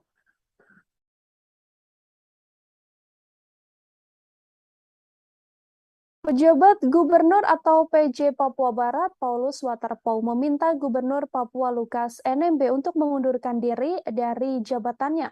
Lukas NMB dinilai Waterpauw telah meninggalkan rakyat Papua. Diakui oleh Waterpauw, sifat Lukas NMB tidak mencerminkan seorang pemimpin dengan menghambur-hamburkan uang rakyat. Ia mengaku meminta Lukas NMB mundur murni dari dirinya bukan atas perintah siapapun, termasuk Joko Widodo. Apabila NMB tidak mampu menjadi gubernur, dikatakan oleh Paulus Waterpauw sebaiknya mundur. Terbaru, Paulus Waterpauw juga akan mempolisikan Stefanus Roy Rening, kuasa hukum Gubernur Papua Lukas NMB. Paulus mengklaim tim kuasa hukumnya telah melaporkan Roy ke Bareskrim Polri pada Kamis 29 September. Sebelumnya pihak Paulus telah melayangkan somasi pada Selasa 27 September. Paulus memberikan tenggat waktu 2 hari untuk Roy agar memberikan klarifikasi. Laporan ini terkait dengan nama Paulus Waterpauw yang ikut disebut oleh kuasa hukum Roy Rening soal jabatan Wakil Gubernur Papua Tak hanya nama Paulus, ada pula nama Kepala BIN Budi Gunawan, serta 2 Menteri Presiden Joko Widodo yang turut disebut, yakni Menteri Dalam Negeri Tito Karnavian dan juga Menteri Investasi Bahlil Lahadalia. Pemilik rumah makan di Teluk Jailolo di Kabupaten Halmahera Barat, Maluku Utara, bernama Uswatun Hasanah merasa kaget. Ia tak menyangka Presiden Joko Widodo akan mampir dan menyantap ikan bakar di warungnya saat melakukan kunjungan kerja.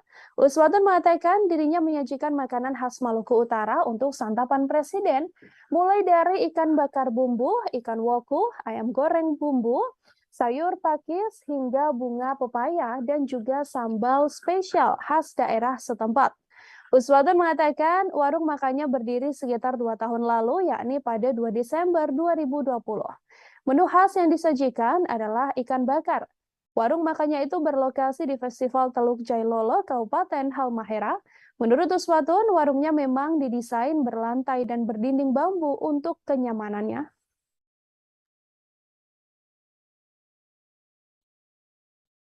Sekretaris Kabinet atau Setkap Pramono Anung mengatakan berkas pemberhentian tidak hormat atau PTDH mantan Kadif Propam Polri Irjen Verdi Sambo telah diterima oleh pihak Istana. Menurut Pramono, berkas tersebut selanjutnya akan diproses. Polri memang telah mengirimkan berkas PTDH atau pemecatan ex Kadif Propam Irjen Verdi Sambo pada Sekretariat Militer atau Sekmil Presiden Republik Indonesia. Adapun Sekmil Presiden berada di bawah Kementerian Sekretariat Negara Indonesia. Polri melakukan proses administrasi terhadap berkas pemecatan Verdi Sambo di Divisi Sumber Daya Manusia Polri. Sebelumnya, kepolisian mengatakan proses administrasi pemecatan Verdi Sambo pemecatan terhadap Verdi Sambo ini memerlukan tanda tangan Presiden Joko Widodo. Setelah proses administrasi di Divisi SDM Polri rampung, Polri kemudian meneruskan berkas itu ke Kapolri dan juga Sekretariat Militer Presiden. Adapun Verdi Sambo telah dipecat melalui sidang etik yang digelar pada Agustus lalu. Verdi Sambo menjalani sidang KKEP setelah ditetapkan sebagai tersangka dalam kasus pembunuhan berencana ajudannya yang merupakan Brigadir J.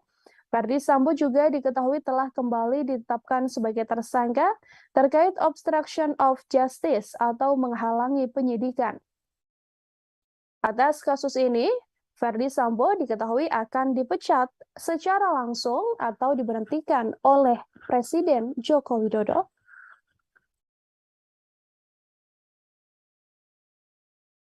Pejabat atau PJ Gubernur Papua Barat Paulus Waterpauw mengklarifikasi informasi yang menyebut ada utusan Presiden Joko Widodo yang meminta dirinya menjadi wakil gubernur Papua pada 2021 silam. Menurut Paulus, bukan Presiden Jokowi yang meminta hal tersebut, melainkan Ketua Umum Partai Golkar Erlangga Hartarto. Golkar merasa kursi wakil gubernur Papua Sulawesi Utara. Beberapa orang yang mengetahui insiden tersebut langsung mengamuk dan merusak mobil yang ditumpangi rombongan DPRD Solo itu. Ketua Komisi 1 DPRD Kota Surakarta, Suarsono mengatakan, setelah merawat korban, pihaknya juga membawa kasus ini ke ranah hukum. Ia meminta para pelaku untuk mengklarifikasi kejadian yang sebenarnya dan juga melakukan permohonan maaf pada tamu yang berada di dalam mobil. Selain itu tak kalah penting, yakni permohonan maaf pada masyarakat Sulawesi Utara. Wakil Ketua Komisi 1 DPRD Kota Surakarta Hartanti yang saat itu berada di dalam mobil menuturkan, insiden kecelakaan di kawasan Pinelang ini tepatnya terjadi di depan SDGMIM. Ia mengatakan secara tiba-tiba ada seorang anak perempuan berusia sekitar 10 tahun yang menggunakan seragam SD menyeberang saat rombongan tengah melintas. Pasca kecelakaan itu ada 2 orang yang datang membawa senjata dan sampai naik ke atap mobil sambil memukul-mukul dan berteriak marah. Hartanti yang berada di dalam mobil mengaku sangat panik. Ia mengaku hendak keluar mobil namun dihalangi oleh warga. Hartanti juga tidak sempat memotret kejadian saat mobil yang ditumpangi anggota DPRD Solo tersebut dirusak oleh massa.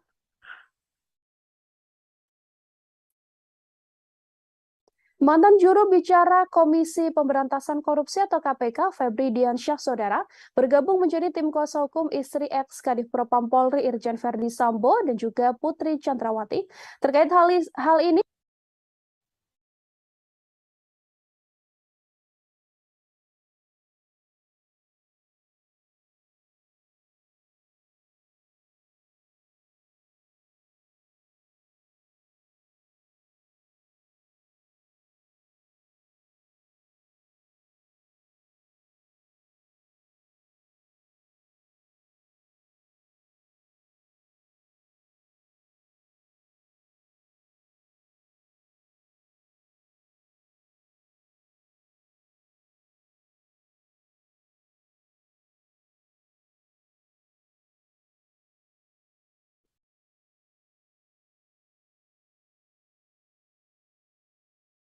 Kamarudin Simanjuntak Saudara menyinggung soal Febri Diansyah agar tidak menerima tawaran menjadi pengacara keluarga Sambo hanya karena honor yang besar. Ia pun menyoroti pernyataan ex-pegawai lembaga anti rasuah tersebut yang berkomitmen akan bertindak tegas. Menurutnya, objektivitas tersebut akan terbukti seiring berjalannya waktu. Kamarudin pun berharap bahwa Febri Diansyah dan Ari Tonang akan membawa kliennya berkata jujur di pengadilan serta tidak membuat kebohongan lagi. Dua ex-pegawai KPK, Febri Diansyah dan juga Rasa Mala Ari Tonang, menjadi tim kuasa hukum ex-Kadif Propam Polri, Verdi Sambo dan juga Putri Chandrawati. Keduanya diperkenalkan khusus dalam jumpa pers di rooftop Hotel Erian di kawasan Menteng, Jakarta Pusat pada Rabu 28 September kemarin.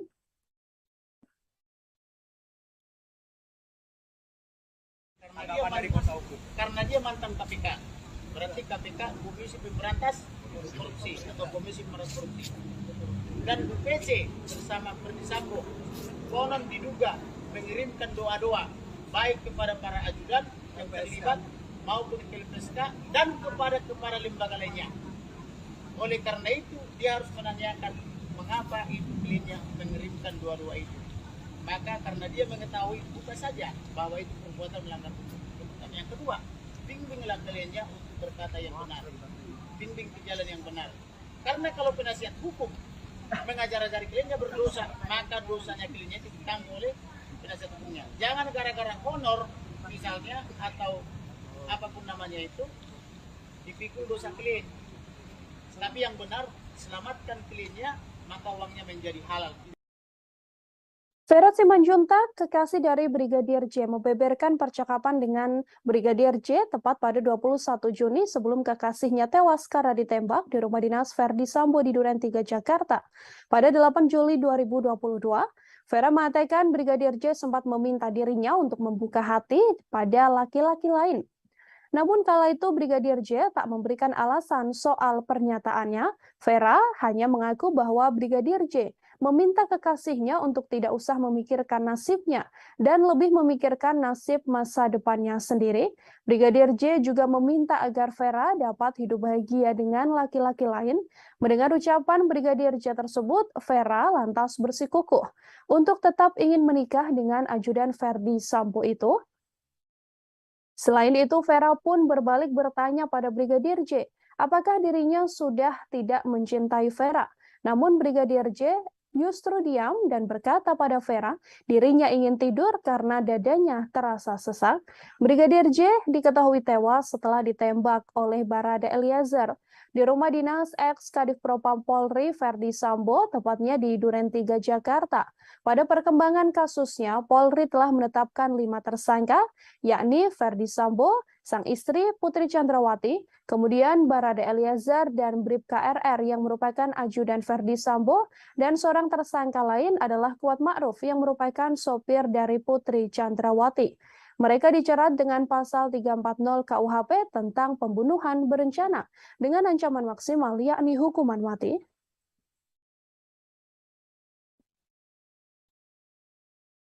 Kita ke informasi lain, Saudara Gubernur Papua Lukas NMB disebutkan telah ditetapkan sebagai tersangka dengan menggunakan pasal baru. Keterangan itu disampaikan oleh Ketua Umum Partai Demokrat Agus Harimurti Yudhoyono dalam konferensi pers di kantor DPP Partai Demokrat Jalan Proklamasi Menteng, Jakarta Pusat pada Kamis 29 September. AHY mengaku mendapatkan informasi bahwa NMB dituding melanggar pasal 2 dan 3 UU nomor 31 tahun 1999 tentang pemberantasan tindak pidana korupsi dan diubah dalam Undang-Undang nomor 20 tahun 2001 pada 12 Agustus. Namun pada 5 September 2022, pasal yang disangkakan pada Lukas NMB berubah menjadi pasal 11 atau Undang-Undang Tipikor terkait dugaan penerimaan gratifikasi. AHY pun menyoroti bagaimana tanpa pemeriksaan Lukas NMB bisa menjadi tersangka. Ia pun meminta agar proses hukum NMB berjalan dengan adil tanpa intervensi politik. AHY menegaskan Demokrat siap memberikan bantuan hukum pada NMB jika diperlukan. Hal ini sesuai dengan mekanisme yang berlaku di internal Partai Demokrat untuk membantu kadernya yang terjerat tindak pidana tertentu. Mengenai adanya indikasi perubahan penggunaan pasal ini sebelumnya juga pernah disampaikan oleh salah satu kuasa hukum Lukas NMB, Stefanus Roy Rening. Roy menduga kuat KPK mengalihkan penyelidikan dari surat perintah penyelidikan menjadi laporan kejadian tindak pidana korupsi. Ia menyebut dalam perubahan surat itu, dugaan korupsi pasal 2 dan pasal 3 terkait kerugian negara bergeser menjadi pasal 5 dan 11 atau pasal 12 terkait suap atau gratifikasi. Sampai saat ini, NMB masih belum memenuhi panggilan KPK untuk menjalani pemeriksaan sebagai tersangka. Ia mangkir dari 2 pemeriksaan dengan alasan sakit. Tanggal 12 Agustus 2022, Pak Lukas dituduh telah melakukan pelanggaran terhadap pasal 2 dan 3 Undang-Undang Tindak Pidana Korupsi. Unsur terpenting pada pasal tersebut adalah adanya unsur perbuatan melawan hukum dan penyalahgunaan wewenang serta adanya unsur kerugian negara. Tetapi pada tanggal 5 September 2022, tanpa pemeriksaan sebelumnya, Pak Lukas langsung ditetapkan sebagai tersangka. Beliau dijerat dengan pasal baru, yakni pasal 11 atau 12 Undang-Undang Tindak Pidana Korupsi tentang delik gratifikasi. Muncul sebuah video yang memperlihatkan mantan Panglima TNI periode 2015-2017 Gatot Nurmantio menyebut bahwa Ferdi Sambo bisa aktif kembali menjadi polisi melalui peraturan Kapolri. Polri pun tegas membantah informasi yang beredar di media sosial tersebut, yang mengatakan bahwa mantan Kadif Propam ini bisa kembali aktif menjadi Polri. Diterangkan dalam video yang viral di media sosial itu, Ferdi Sambo dapat kembali aktif menjadi polisi berdasarkan Peraturan Kepolisian atau Perpol nomor 7 tahun 2022 tentang Kode Etik Profesi dan Komisi Kode Etik Polri, meski sudah dihukum pemberhentian tidak dengan hormat atau PTDH. Dilihat dari video yang viral, Gatot menilai bahwa Perpol 7 tahun 2022 harus direvisi. Pasalnya menurut Gatot, ada potensi Ferdi Sambo dapat kembali menjadi anggota Polri meski sudah dipecat. Ia pun meminta Presiden Joko Widodo serta Menko Polhukam Mahfud MD untuk meninjau ulang Perpol tersebut atas adanya video ini. Melalui Kepala Divisi Humas Polri, Irjen Dedi Prasetyo juga menegaskan putusan pemecatan Ferdi Sambo sudah sah dan bersifat mengikat. Dedi pun mengatakan dalam pasal 83 Perpol 7 tahun 2022 disebutkan bahwa proses peninjauan kembali hanya dapat dilakukan oleh Kapolri terhadap putusan yang bermasalah. Dengan demikian, hanya Kapolri yang dapat memberikan peninjauan kembali pada putusan yang dinilai telah memiliki kekeliruan. Dedi juga menambahkan pihak pelanggar, yakni dalam kasus ini Verdi Sambo, tidak memiliki hak mengajukan sidang Komisi Kode Etik peninjauan kembali. Verdi Sambo telah dipecat melalui sidang etik yang digelar pada 25 sampai 26 Agustus. Verdi Sambo menjalani sidang KKEP setelah ditetapkan menjadi tersangka dalam kasus pembunuhan berencana ajudannya sendiri, Brigadir J. Verdi Sambo juga ditetapkan menjadi tersangka terkait kasus obstruction of justice atau menghalangi penyidikan. Selain itu, banding yang diajukan Sambo atas putusan pemecatan juga telah ditolak melalui sidang banding 19 September. Dengan demikian, Verdi Sambo saat ini sudah resmi dipecat. Mantan Kadif Propam Polri itu juga telah menerima hasil petikan PTDH terhadap dirinya.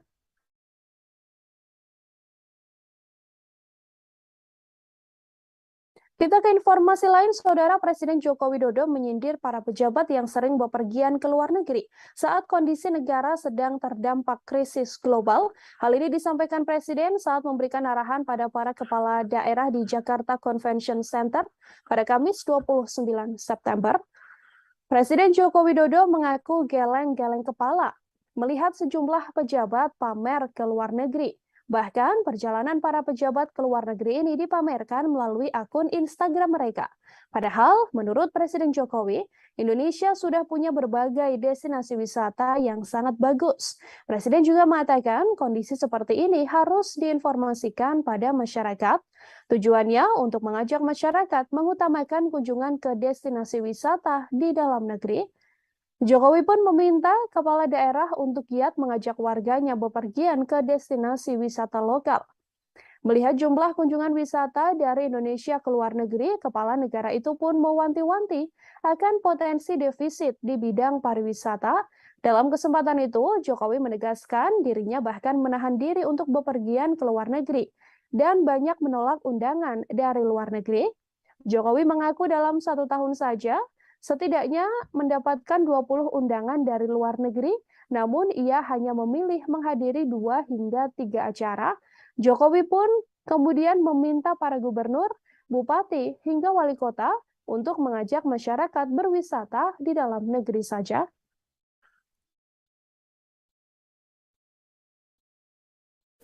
Kenapa dalam situasi krisis global seperti ini malah berbondong-bondong ke luar negeri, dipamer-pamerin di Instagram,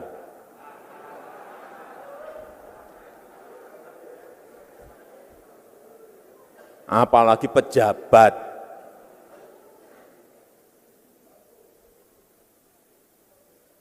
Saya diundang ke luar negeri itu mungkin setahun bisa lebih dari 20 undangan. Saya datang paling 2 atau 3. Karena betul-betul saya rem, ini ada manfaat konkret enggak sih? Karena juga keluar uang kita keluar itu. Jadi hal-hal yang seperti itu rem.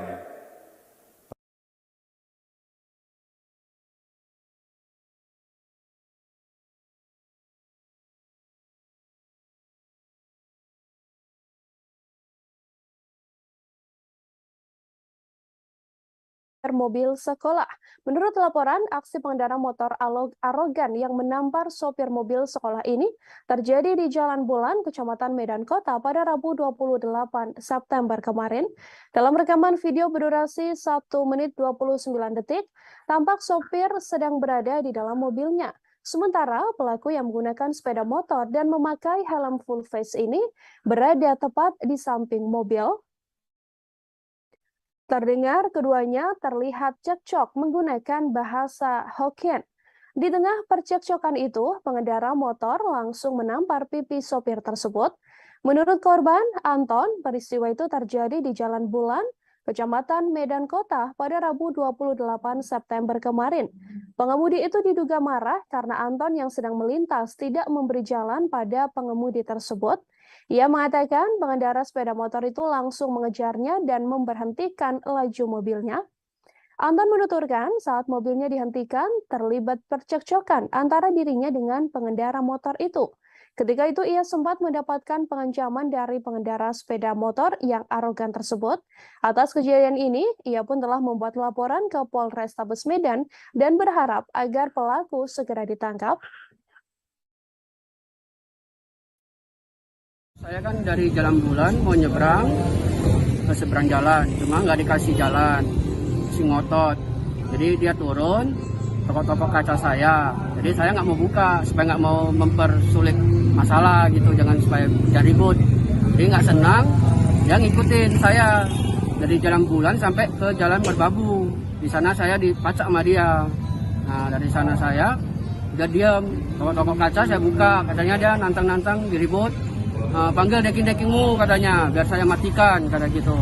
Ya udah saya diam, saya telepon teman, dia bilang katanya saya senggol dia, bannya. Kalau memang saya senggol dia, otomatis kan dia pasti jatuh atau apa kan? Ada mobil saya lecet nggak ada. Nah sekian situ ya udah saya diam. Tiba-tiba dia saya minta sorry, langsung main tampar gitu dia. Bagian mana yang ditampar emang? Bagian kiri. Pipi kiri ya? Iya pipi kiri. Setelah ditampar apa lagi bang? Ngotot-ngotot lagi, suruh saya turun, saya nggak mau. Baru ada tukang parkir di sana, bilangin kalau motor abang rusak, parah kan ada buktinya, ya kan kalau memang ada lecet atau apa, ini kan nggak ada. Jadi abang tukang parkirnya pun dimarahin sama dia, gitu. Kalau sama yang nampar ini kenal bang? Nggak kenal. Jadi setelah itu dia pergi aja begitu? Iya, satu dia pukul spion saya 2 kali, satu dia pergi. Pecah bang spionnya? Pecah sih enggak. Cuma itu kejadiannya hari apa bang? Hari ini. Sekitar jam 12 lewat lah. Jam 12 lewat? Ya, jam 12.05 gitu lah. Itu abang mengendarai mobil. Dan kejadiannya di jalan? Bulan. Jalan Bulan? Iya, simpang Bulan Jalan Tamrin itu. Ya. Apakah abang nanti akan melapor ke polisi? Iya, saya akan usut terus. Oknum anggota kepolisian sektor Cijeruk Bogor meminta uang tilang dari sopir travel di pintu keluar tol Ciawi Sukabumi. Aksinya direkam oleh warga dan viral di media sosial. Dalam video tersebut, ia juga membentak seorang wanita yang merekam aksinya dengan mengancam perekam dengan Undang-Undang Informatika dan Transaksi Elektronik atau UU ITE. Setelah viral, oknum polisi tersebut juga langsung diperiksa oleh bidang profesi dan pengamanan atau Propam Polres Bogor serta Propam Polda Jabar. Hasilnya ia terbukti menerima sejumlah uang dari sopir travel yang ditilangnya. Kapolres Bogor AKBP Iman Imanudin mengatakan pihaknya juga sudah menindak tegas oknum anggota lalu lintas Polsek Cijeruk ini. Kapolsek Cijeruk Kompol Sumijo mengatakan oknum polisi tersebut adalah Aibda EF yang berusia 39 tahun. Berdasarkan pengakuan Aibda EF, ia hanya menerima sebesar Rp200.000 dari sopir travel yang ditilangnya. Peristiwa itu dikatakan terjadi pada Senin 26 September, tepat di pintu keluar tol Ciawi Sukabumi. Saat itu Aibda EF sedang berpatroli dan mendapati mobil travel ini melanggar arus lalu lintas dari arah Jampang Sukabumi menuju ke Jakarta. Saat diperiksa, sopir beserta rombongan di dalam mobil travel itu juga melanggar rambu lalu lintas atau melambung saat mengantri di lampu merah. Mobil travel itu juga diketahui melebihi muatan. Aibda EF kemudian menindak sopir beserta rombongan travel dengan memberikan surat tilang berwarna biru. Namun saat ditilang, si sopir travel menawari uang damai. EF sempat menolak tawaran tersebut, namun kemudian dengan alasan titip sidang, EF tergoda dan akhirnya uang tersebut ia terima dan diambilnya. EF pun menerima uang senilai Rp200.000, bukan Rp600.000 seperti apa yang viral di media sosial.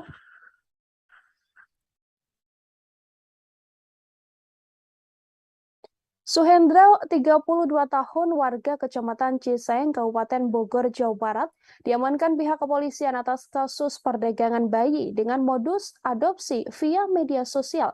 Pria 32 tahun itu menawarkan adopsi bayi melalui medsos dengan mengatasnamakan Yayasan Ayah Sejuta Anak.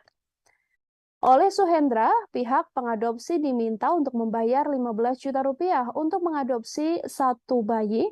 Hal tersebut disampaikan Kapolres Bogor AKBP Iman Imanudin. Ia mengatakan kasus tersebut terungkap setelah polisi melakukan penyelidikan laporan dugaan perdagangan anak di wilayah Ciseng. Awalnya, Suhendra akan mengumpulkan ibu hamil yang tak memiliki suami melalui media sosial miliknya. Ia kemudian menawarkan pada ibu hamil tersebut untuk melakukan persalinan gratis di rumah sakit. Namun, setelah persalinan, bayi itu akan diserahkan ke orang lain yang ingin mengadopsi.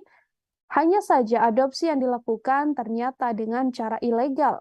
Setiap orang yang akan adopsi harus membayar 15 juta rupiah per bayi. Dari kasus tersebut, polisi mengamankan 5 orang ibu hamil yang sedang menunggu waktu melahirkan di tempat penampungan. Saat ini mereka juga sudah diserahkan ke Dinas Sosial Pemerintah Kabupaten Bogor. Polisi berhasil mengamankan seorang bayi yang sempat dijual ke wilayah Lampung. Bayi tersebut kini telah diserahkan ke pihak Dinas Sosial. Polisi masih melakukan penyelidikan karena ada dugaan tersangka bekerja dengan jaringan lain. Tersangka juga masih dalam proses penyidikan lebih lanjut oleh Satreskrim Polres Bogor. Atas perbuatannya, Suhendra dijerat pasal 83 Jungto pasal 76 tentang perlindungan anak dengan ancaman pidana minimal 3 tahun penjara dan maksimal 15 tahun penjara, serta denda minimal 60 juta rupiah dan maksimal 3 miliar rupiah. Kegiatan penegakan hukum ini kami juga berhasil mengamankan atau menyelamatkan 5 orang ibu hamil yang sedang menunggu kelahiran dari tempat penampungan mereka tersebut. Dan saat ini kelima orang ibu hamil tersebut sudah diserahkan ke Dinas Sosial Pemerintah Kabupaten Bogor untuk diberikan perlindungan dan penanganan sampai dengan yang bersangkutan melahirkan anaknya. 1 orang yang sudah diadopsi secara ilegal atau dijual oleh si pelaku ke wilayah Lampung juga sudah diselamatkan untuk anaknya dan diserahkan ke Dinas Sosial Kabupaten Bogor untuk diberikan pemeliharaan anak yang layak bagi yang bersangkutan. Saat ini tersangka sedang dalam proses penyidikan Satreskrim Polres Bogor. Dan kami akan terus melakukan pengembangan terhadap dugaan jaringan yang lainnya. Mudah-mudahan bisa berkembang ke jaringan-jaringan yang lainnya atau mungkin ada pidana lainnya yang menyertai dari perbuatan tersebut. Kepada tersangka dipersangkakan dengan pasal 83. Artis Lesti Kejora melaporkan suaminya Rizky Bilar ke Polres Metro Jakarta Selatan atas dugaan kasus kekerasan dalam rumah tangga atau KDRT. Rizky Bilar dilaporkan oleh Lesti Kejora ke kepolisian pada Rabu 28 September malam. Berdasarkan surat laporan polisi tersebut, peristiwa KDRT yang diduga dilakukan Rizky Bilar berawal saat Lesti Kejora mendapati sang suami diduga berselingkuh. Lesti Kejora pun meminta agar dirinya dipulangkan ke rumah keluarganya yang berada di Cianjur, Jawa Barat. Namun Rizky Bilar sebagai terlapor justru emosi dan berusaha mendorong sang istri ke kasur hingga melakukan tindak kekerasan. Kejadian tersebut pun dilakukan berulang-ulang oleh Rizky Bilar kepada Lesti Kejora. Akibatnya Lesti dikabarkan mengalami luka lebam di beberapa bagian tubuhnya. Surat laporan tersebut juga telah dikonfirmasi oleh Kasiumas Polres Jakarta Selatan AKP Nurmadewi. Ia menyebut surat laporan tersebut benar dari pihak kepolisian Polres Metro Jakarta Selatan. AKP Nurmadewi pun memastikan bahwa Lesti Kejora melapor karena mendapatkan tindak KDRT dari Rizky Bilar. Dalam laporan itu, Lesti membawa sejumlah barang bukti, termasuk hasil visum atas dugaan kekerasan tersebut. Kalau menurut saudara L, yang melakukan adalah suaminya sendiri. Itu terjadi berulang-ulang atau seperti apa dalam keterangannya nanti? Kalau itu nanti tetap kita dalami. Ya kapan, terus berulang atau tidak, itu nanti penyidik yang lebih tahu. Mungkin luka yang terlihat di wajah L sendiri ada nggak Bu saat melaporkan semalam itu Bu? Ya nanti kita lihat dulu dari visum ya, bukti visum yang memperjelas untuk fakta otentik. Saudari L bawa bukti visum Bun ke sini Bun semalam. Semalam kita harus visum dulu. Jadi untuk dilaporkan kasus ini kita wajib untuk visum. Berapa lama Bun semalam Saudari L laporan di SPKK? Untuk Saudari L datang semalam. Dampingi siapa Bun? Pendampingnya sendiri adalah pengacara sendiri. Kapan Bun Rizky Bilar datang ke Polres Jakarta Selatan untuk pemeriksaan? Ya, kalau itu nanti kita penyidik yang meminta keterangan. Sudah ada penjadwalannya Bun? Penjadwalannya nanti penyidiknya. Tapi sudah dikomunikasikan maupun dilayangkan surat Bun ke Saudara Rizky Bilar? Oh jelas nanti saksi kemudian yang terkait dalam kasus ini. DPO Mujahidin Indonesia Timur atau MIT bernama Askar alias Pak Guru dikabarkan tewas dalam baku tembak dengan Satgas Madagoraya pada Kamis 29 September sekira pukul 18.30 waktu setempat. Askar adalah satu-satunya DPO MIT yang masih bergerilya di Pegunungan Poso Sigi Parigi Moutong. Askar alias Pak Guru meninggal di lokasi terjadinya kontak tembak. Askar tewas dalam kontak tembak di wilayah pegunungan dengan tim Sugili 1, tepatnya di Desa Kilo, Kecamatan Poso, Pesisir Utara, Kabupaten Poso. Selain jenazah diduga Askar alias Pak Guru, tim Satgas Madagoraya juga menemukan benda yang diduga berisi bom. Jenazah Askar diketahui sudah dievakuasi dan tiba di Rumah Sakit Bayangkara pada Jumat 30 September pagi. Sementara itu polisi menemukan beberapa barang, di antaranya adalah pistol, kemudian sampur, dan bom lontong ketika mengevakuasi jenazah. Tim Inafis Polda Sulawesi Tengah langsung melakukan otopsi untuk mengidentifikasi jenazah Askar. Kapolda Sulawesi Tengah Irjen Pol Rudi Sufahriyadi melihat langsung hasil identifikasi tim Inafis. Jenazah Askar dikabarkan akan langsung dimakamkan di pemakaman umum di wilayah Poso.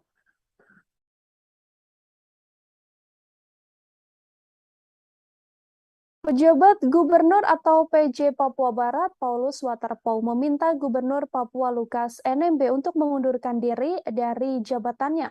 Lukas NMB dinilai Waterpauw telah meninggalkan rakyat Papua. Diakui oleh Waterpauw, sifat Lukas NMB tidak mencerminkan seorang pemimpin dengan menghambur-hamburkan uang rakyat. Ia mengaku meminta Lukas NMB mundur murni dari dirinya bukan atas perintah siapapun, termasuk Joko Widodo. Apabila NMB tidak mampu menjadi gubernur, dikatakan oleh Paulus Waterpauw sebaiknya mundur. Terbaru, Paulus Waterpauw juga akan mempolisikan Stefanus Roy Rening, kuasa hukum Gubernur Papua Lukas NMB. Paulus mengklaim tim kuasa hukumnya telah melaporkan Roy ke Bareskrim Polri pada Kamis 29 September. Sebelumnya pihak Paulus telah melayangkan somasi pada Selasa 27 September. Paulus memberikan tenggat waktu 2 hari untuk Roy agar memberikan klarifikasi. Laporan ini terkait dengan nama Paulus Waterpauw yang ikut disebut oleh kuasa hukum Roy Rening soal jabatan Wakil Gubernur Papua. Tak hanya nama Paulus, ada pula nama Kepala BIN Budi Gunawan, serta 2 Menteri Presiden Joko Widodo yang turut disebut, yakni Menteri Dalam Negeri Tito Karnavian dan juga Menteri Investasi Bahlil Lahadalia. Pemilik rumah makan di Teluk Jailolo di Kabupaten Halmahera Barat, Maluku Utara, bernama Uswatun Hasanah merasa kaget. Ia tak menyangka Presiden Joko Widodo akan mampir dan menyantap ikan bakar di warungnya saat melakukan kunjungan kerja. Uswatun mengatakan dirinya menyajikan makanan khas Maluku Utara untuk santapan Presiden, mulai dari ikan bakar bumbu, ikan woku, ayam goreng bumbu, sayur pakis, hingga bunga pepaya, dan juga sambal spesial khas daerah setempat. Uswatun mengatakan warung makannya berdiri sekitar 2 tahun lalu, yakni pada 2 Desember 2020. Menu khas yang disajikan adalah ikan bakar. Warung makannya itu berlokasi di Festival Teluk Jailolo, Kabupaten Halmahera. Menurut Uswatun, warungnya memang didesain berlantai dan berdinding bambu untuk kenyamanannya.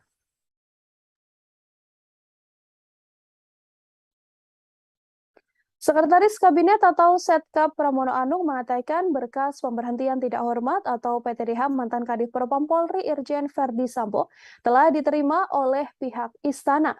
Menurut Pramono, berkas tersebut selanjutnya akan diproses. Polri memang telah mengirimkan berkas PTDH atau pemecatan ex Kadif Propam Irjen Verdi Sambo pada Sekretariat Militer atau Sekmil Presiden Republik Indonesia. Adapun Sekmil Presiden berada di bawah Kementerian Sekretariat Negara Indonesia. Polri melakukan proses administrasi terhadap berkas pemecatan Verdi Sambo di Divisi Sumber Daya Manusia Polri. Sebelumnya, kepolisian mengatakan proses administrasi pemecatan Verdi Sambo pemecatan terhadap Verdi Sambo ini memerlukan tanda tangan Presiden Joko Widodo. Setelah proses administrasi di Divisi SDM Polri rampung, Polri kemudian meneruskan berkas itu ke Kapolri dan juga Sekretariat Militer Presiden. Adapun Verdi Sambo telah dipecat melalui sidang etik yang digelar pada Agustus lalu. Verdi Sambo menjalani sidang KKEP setelah ditetapkan sebagai tersangka dalam kasus pembunuhan berencana ajudannya yang merupakan Brigadir J. Verdi Sambo juga diketahui telah kembali ditetapkan sebagai tersangka terkait obstruction of justice atau menghalangi penyidikan.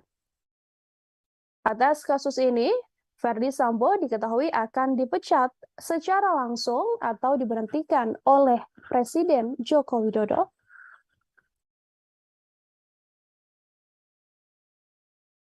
Pejabat atau PJ Gubernur Papua Barat Paulus Waterpauw mengklarifikasi informasi yang menyebut ada utusan Presiden Joko Widodo yang meminta dirinya menjadi wakil gubernur Papua pada 2021 silam. Menurut Paulus, bukan Presiden Jokowi yang meminta hal tersebut, melainkan Ketua Umum Partai Golkar Erlangga Hartarto. Golkar merasa kursi wakil gubernur Papua Sulawesi Utara. Beberapa orang yang mengetahui insiden tersebut langsung mengamuk dan merusak mobil yang ditumpangi rombongan DPRD Solo itu. Ketua Komisi 1 DPRD Kota Surakarta, Suarsono mengatakan, setelah merawat korban, pihaknya juga membawa kasus ini ke ranah hukum. Ia meminta para pelaku untuk mengklarifikasi kejadian yang sebenarnya dan juga melakukan permohonan maaf pada tamu yang berada di dalam mobil. Selain itu tak kalah penting, yakni permohonan maaf pada masyarakat Sulawesi Utara. Wakil Ketua Komisi 1 DPRD Kota Surakarta Hartanti yang saat itu berada di dalam mobil menuturkan, insiden kecelakaan di kawasan Pineleng ini tepatnya terjadi di depan SDGMIM. Ia mengatakan secara tiba-tiba ada seorang anak perempuan berusia sekitar 10 tahun yang menggunakan seragam SD menyeberang saat rombongan tengah melintas. Pasca kecelakaan itu ada 2 orang yang datang membawa senjata dan sampai naik ke atap mobil sambil memukul-mukul dan berteriak marah. Hartanti yang berada di dalam mobil mengaku sangat panik. Ia mengaku hendak keluar mobil namun dihalangi oleh warga. Hartanti juga tidak sempat memotret kejadian saat mobil yang ditumpangi anggota DPRD Solo tersebut dirusak oleh massa.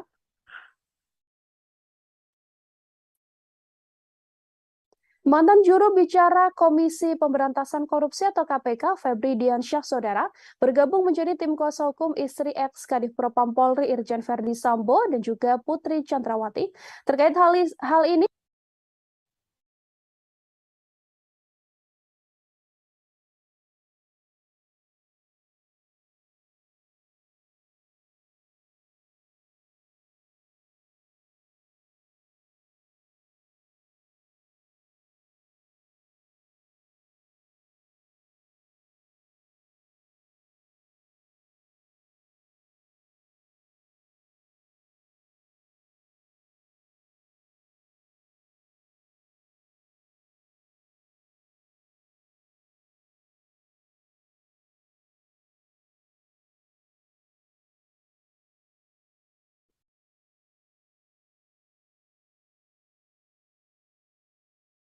Kamarudin Simanjuntak, Saudara, menyinggung soal Febri Diansyah agar tidak menerima tawaran menjadi pengacara keluarga Sambo hanya karena honor yang besar. Ia pun menyoroti pernyataan ex-pegawai lembaga anti rasuah tersebut yang berkomitmen akan bertindak tegas. Menurutnya, objek aktivitas tersebut akan terbukti seiring berjalannya waktu. Kamarudin pun berharap bahwa Febri Diansyah dan Aritonang akan membawa kliennya berkata jujur di pengadilan serta tidak membuat kebohongan lagi. Dua ex-pegawai KPK, Febri Diansyah dan juga Rasa Mala Aritonang, menjadi tim kuasa hukum ex-Kadif Propam Polri, Verdi Sambo dan juga Putri Chandrawati. Keduanya diperkenalkan khusus dalam jumpa pers di rooftop Hotel Erian di kawasan Menteng, Jakarta Pusat pada Rabu 28 September kemarin.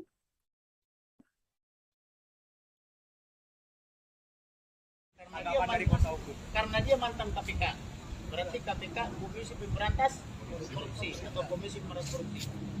Dan BPC bersama Verdi Sambo konon diduga mengirimkan doa-doa baik kepada para ajudan yang terlibat maupun ke LPSK dan kepada lembaga lainnya. Oleh karena itu dia harus menanyakan mengapa itu kliennya mengirimkan doa-doa itu. Maka karena dia mengetahui bukan saja bahwa itu perbuatan melanggar hukum. Yang kedua, bimbinglah kliennya untuk berkata yang benar, bimbing ke jalan yang benar. Karena kalau penasihat hukum mengajar-ajari kliennya berdosa, maka dosanya kliennya ditanggung oleh penasihat hukumnya. Jangan gara-gara honor misalnya atau apapun namanya itu dipikul dosa klien. Tapi yang benar selamatkan kliennya, maka uangnya menjadi halal. Vera Simanjuntak, kekasih dari Brigadir J, membeberkan percakapan dengan Brigadir J tepat pada 21 Juni sebelum kekasihnya tewas karena ditembak di rumah dinas Verdi Sambo di Duren 3, Jakarta. Pada 8 Juli 2022, Vera mengatakan Brigadir J sempat meminta dirinya untuk membuka hati pada laki-laki lain. Namun kala itu Brigadir J tak memberikan alasan soal pernyataannya. Vera hanya mengaku bahwa Brigadir J meminta kekasihnya untuk tidak usah memikirkan nasibnya dan lebih memikirkan nasib masa depannya sendiri. Brigadir J juga meminta agar Vera dapat hidup bahagia dengan laki-laki lain.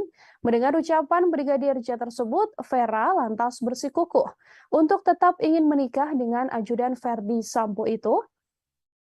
Selain itu, Vera pun berbalik bertanya pada Brigadir J, apakah dirinya sudah tidak mencintai Vera.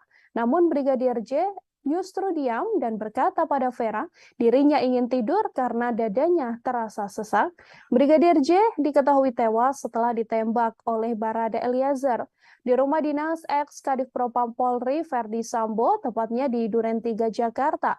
Pada perkembangan kasusnya, Polri telah menetapkan 5 tersangka, yakni Verdi Sambo, sang istri Putri Chandrawati, kemudian Barada Eliezer dan Bribka RR yang merupakan ajudan Verdi Sambo, dan seorang tersangka lain adalah Kuat Ma'ruf yang merupakan sopir dari Putri Chandrawati.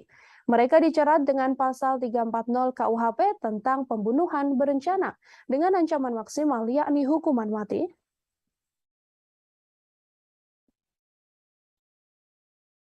Kita ke informasi lain, Saudara Gubernur Papua Lukas NMB disebutkan telah ditetapkan sebagai tersangka dengan menggunakan pasal baru. Keterangan itu disampaikan oleh Ketua Umum Partai Demokrat Agus Harimurti Yudhoyono dalam konferensi pers di kantor DPP Partai Demokrat Jalan Proklamasi Menteng, Jakarta Pusat pada Kamis 29 September. AHY mengaku mendapatkan informasi bahwa NMB dituding melanggar pasal 2 dan 3 UU nomor 31 tahun 1999 tentang pemberantasan tindak pidana korupsi dan diubah dalam Undang-Undang nomor 20 tahun 2001 pada 12 Agustus. Namun pada 5 September 2022, pasal yang disangkakan pada Lukas NMB berubah menjadi pasal 11 atau Undang-Undang Tipikor terkait dugaan penerimaan gratifikasi. AHY pun menyoroti bagaimana tanpa pemeriksaan Lukas NMB bisa menjadi tersangka. Ia pun meminta agar proses hukum NMB berjalan dengan adil tanpa intervensi politik. AHY menegaskan Demokrat siap memberikan bantuan hukum pada NMB jika diperlukan. Hal ini sesuai dengan mekanisme yang berlaku di internal Partai Demokrat untuk membantu kadernya yang terjerat tindak pidana tertentu. Mengenai adanya indikasi perubahan penggunaan pasal ini sebelumnya juga pernah disampaikan oleh salah satu kuasa hukum Lukas NMB, Stefanus Roy Rening. Roy menduga kuat KPK mengalihkan penyelidikan dari surat perintah penyelidikan menjadi laporan kejadian tindak pidana korupsi. Ia menyebut dalam perubahan surat itu, dugaan korupsi pasal 2 dan pasal 3 terkait kerugian negara bergeser menjadi pasal 5 dan 11 atau pasal 12 terkait suap atau gratifikasi. Sampai saat ini, NMB masih belum memenuhi panggilan KPK untuk menjalani pemeriksaan sebagai tersangka. Ia mangkir dari 2 pemeriksaan dengan alasan sakit.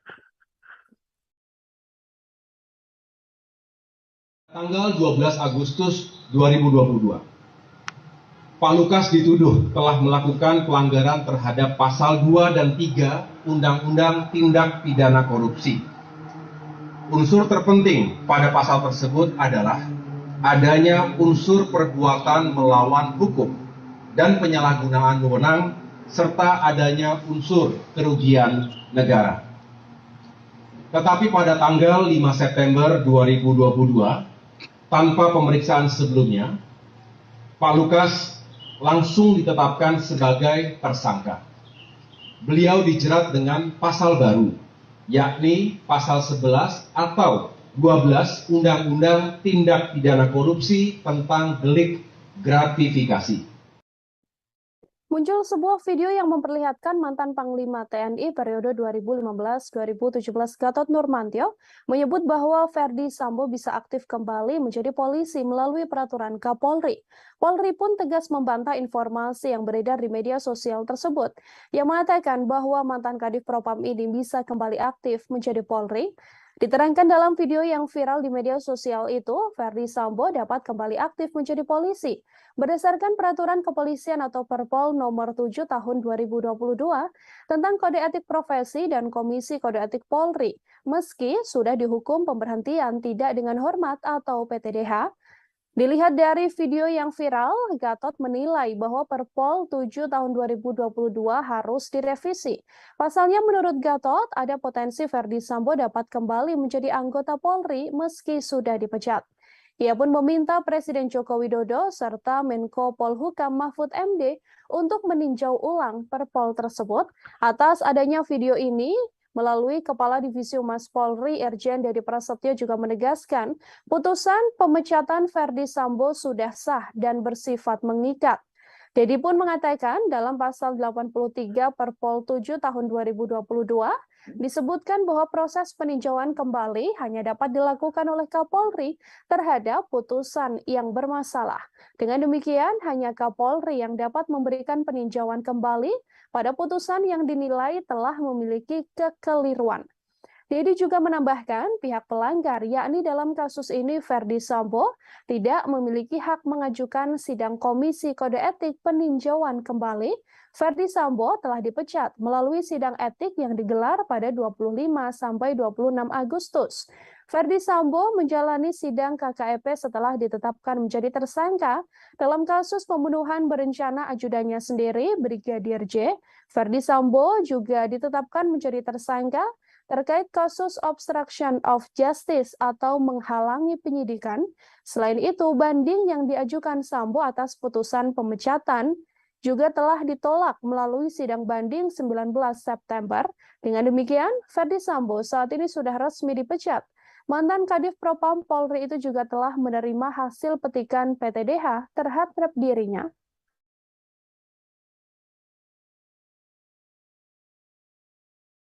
Kita ke informasi lain, Saudara. Presiden Joko Widodo menyindir para pejabat yang sering bepergian ke luar negeri saat kondisi negara sedang terdampak krisis global. Hal ini disampaikan Presiden saat memberikan arahan pada para kepala daerah di Jakarta Convention Center pada Kamis 29 September.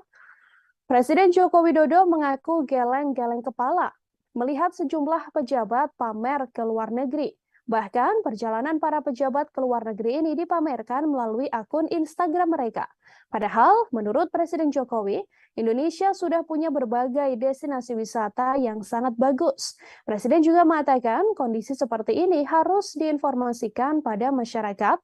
Tujuannya untuk mengajak masyarakat mengutamakan kunjungan ke destinasi wisata di dalam negeri. Jokowi pun meminta kepala daerah untuk giat mengajak warganya bepergian ke destinasi wisata lokal. Melihat jumlah kunjungan wisata dari Indonesia ke luar negeri, kepala negara itu pun mewanti-wanti akan potensi defisit di bidang pariwisata. Dalam kesempatan itu, Jokowi menegaskan dirinya bahkan menahan diri untuk bepergian ke luar negeri dan banyak menolak undangan dari luar negeri. Jokowi mengaku dalam 1 tahun saja, setidaknya mendapatkan 20 undangan dari luar negeri, namun ia hanya memilih menghadiri 2 hingga 3 acara. Jokowi pun kemudian meminta para gubernur, bupati, hingga wali kota untuk mengajak masyarakat berwisata di dalam negeri saja.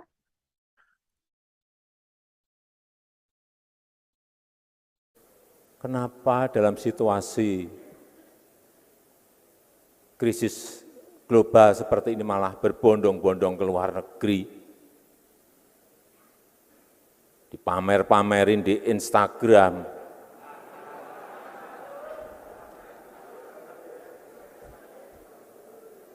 apalagi pejabat.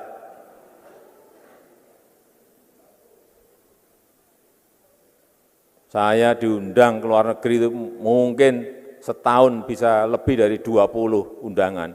Saya datang paling 2 atau 3. Karena betul-betul saya rem, ini ada manfaat konkret enggak sih?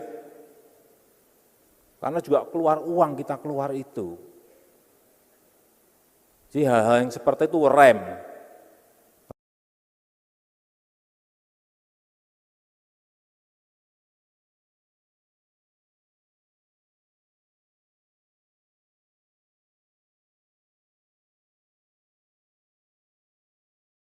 Mobil sekolah.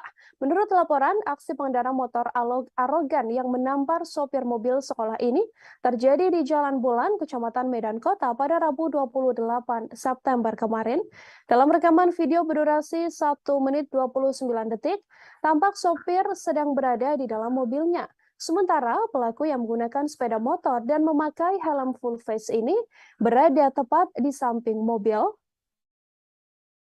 Terdengar keduanya terlihat cekcok menggunakan bahasa Hokkien. Di tengah percekcokan itu, pengendara motor langsung menampar pipi sopir tersebut. Menurut korban, Anton, peristiwa itu terjadi di Jalan Bulan, Kecamatan Medan Kota pada Rabu 28 September kemarin. Pengemudi itu diduga marah karena Anton yang sedang melintas tidak memberi jalan pada pengemudi tersebut. Ia mengatakan pengendara sepeda motor itu langsung mengejarnya dan memberhentikan laju mobilnya. Anton menuturkan saat mobilnya dihentikan terlibat percekcokan antara dirinya dengan pengendara motor itu. Ketika itu ia sempat mendapatkan pengancaman dari pengendara sepeda motor yang arogan tersebut. Atas kejadian ini, ia pun telah membuat laporan ke Polrestabes Medan dan berharap agar pelaku segera ditangkap. Saya kan dari Jalan Bulan mau nyebrang ke seberang jalan, cuma nggak dikasih jalan, si ngotot. Jadi dia turun, tokok-tokok kaca saya. Jadi saya nggak mau buka supaya nggak mau mempersulit masalah gitu, supaya ribut.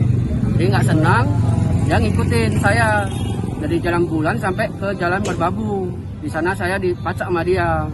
Nah dari sana saya udah diam, tokok-tokok kaca saya buka, katanya dia nantang-nantang diribut. Panggil deking-dekingmu katanya, biar saya matikan, kata gitu.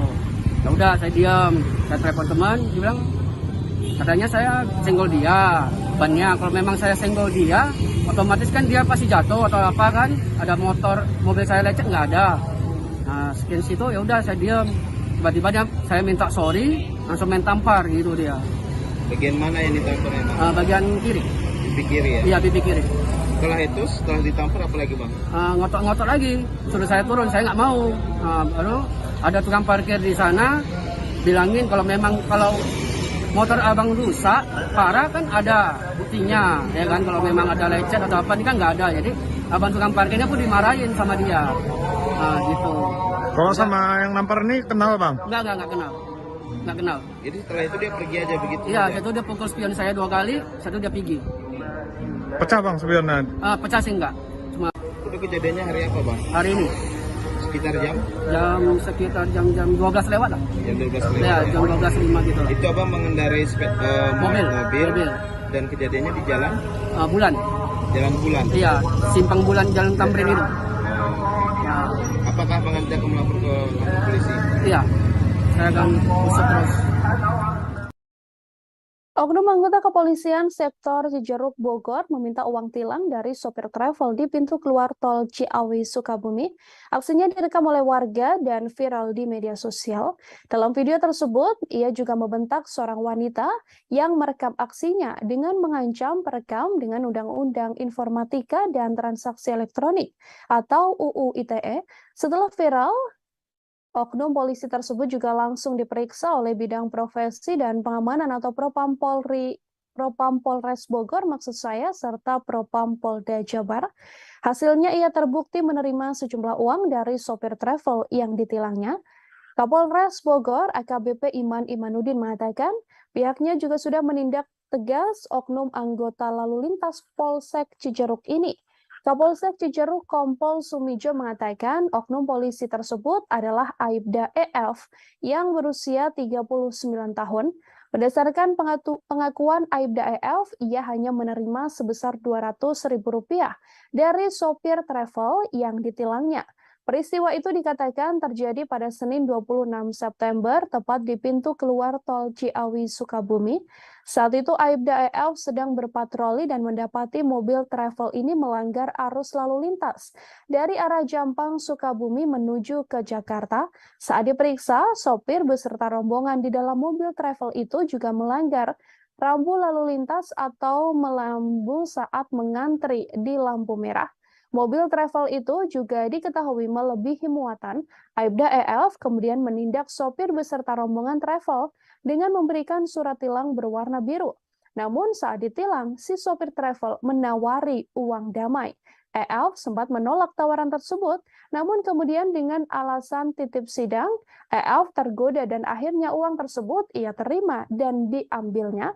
EF pun menerima uang senilai Rp200.000, bukan Rp600.000 seperti apa yang viral di media sosial.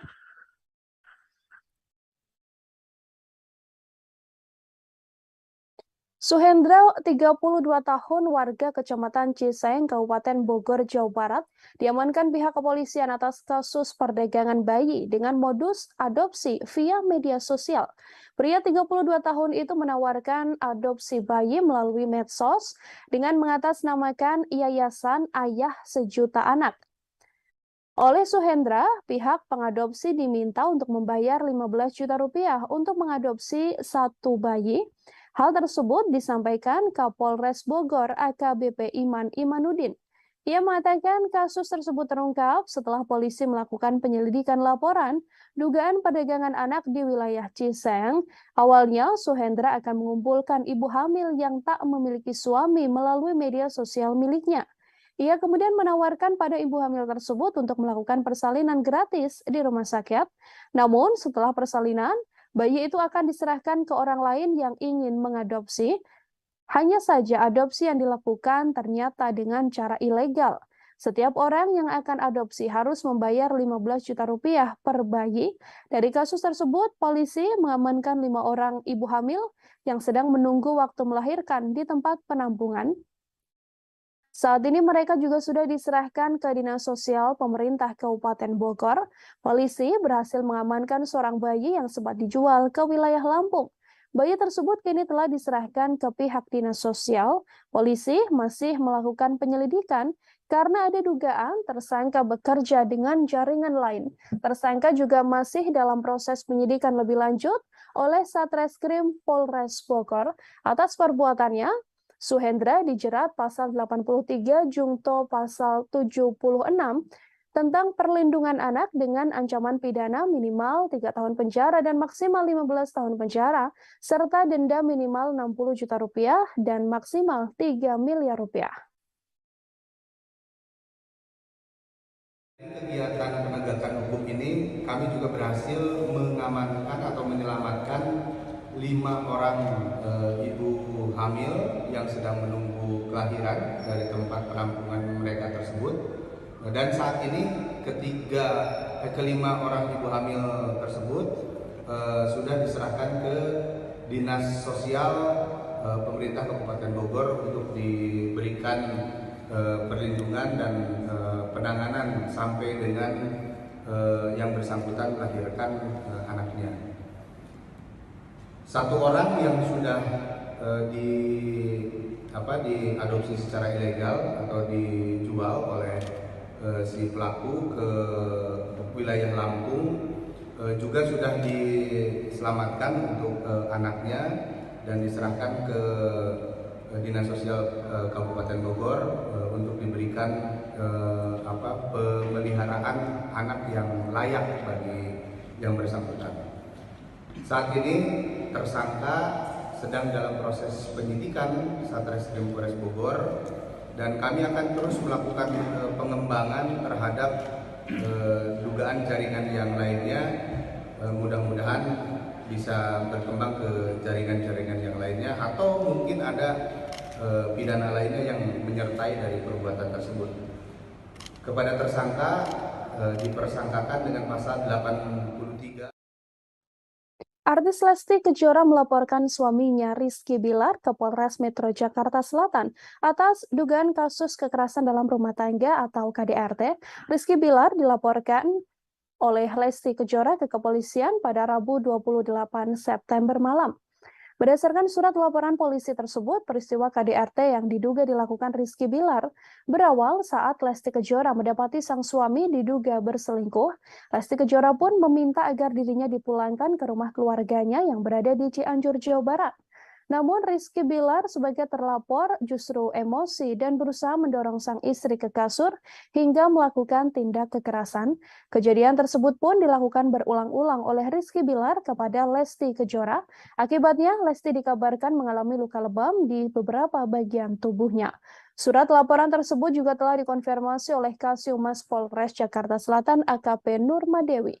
Ia menyebut surat laporan tersebut benar dari pihak kepolisian Polres Metro Jakarta Selatan. AKP Nurmadewi pun memastikan bahwa Lesti Kejora melapor karena mendapatkan tindak KDRT dari Rizky Bilar. Dalam laporan itu, Lesti membawa sejumlah barang bukti, termasuk hasil visum atas dugaan kekerasan tersebut. Kalau menurut saudara L, yang melakukan adalah suaminya sendiri. Itu terjadi berulang-ulang atau seperti apa dalam keterangannya nanti? Kalau itu nanti tetap kita dalami. Ya kapan, terus berulang atau tidak, itu nanti penyidik yang lebih tahu. Mungkin luka yang terlihat di wajah L sendiri ada nggak Bu saat melaporkan semalam itu, Bu?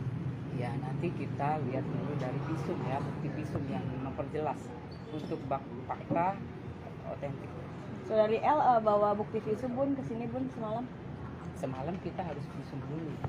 Jadi untuk dilaporkan kasus ini kita wajib untuk visum. Berapa lama Bun semalam saudari L laporan di SPKD? Untuk saudari L datang semalam. Dampingi siapa? Pendampingnya sendiri adalah pengacaranya sendiri. Kapan Bun Rizky Bilar datang ke Polres Jakarta Selatan untuk pemeriksaan?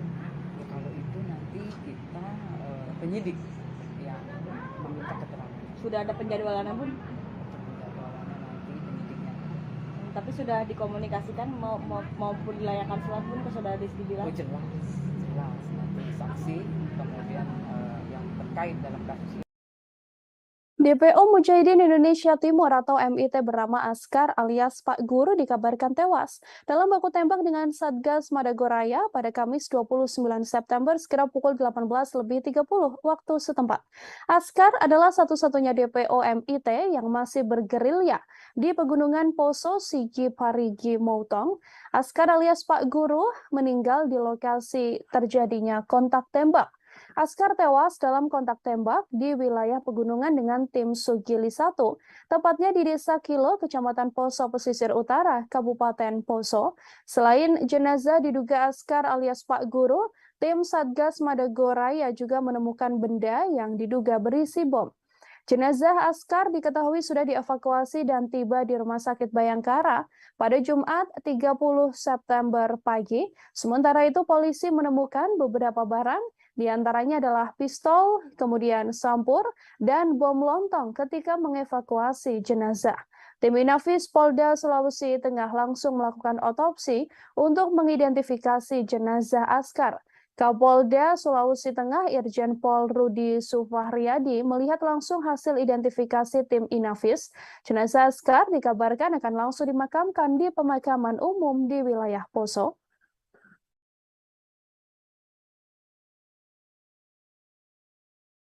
Pejabat Gubernur atau PJ Papua Barat, Paulus Waterpauw, meminta Gubernur Papua Lukas NMB untuk mengundurkan diri dari jabatannya.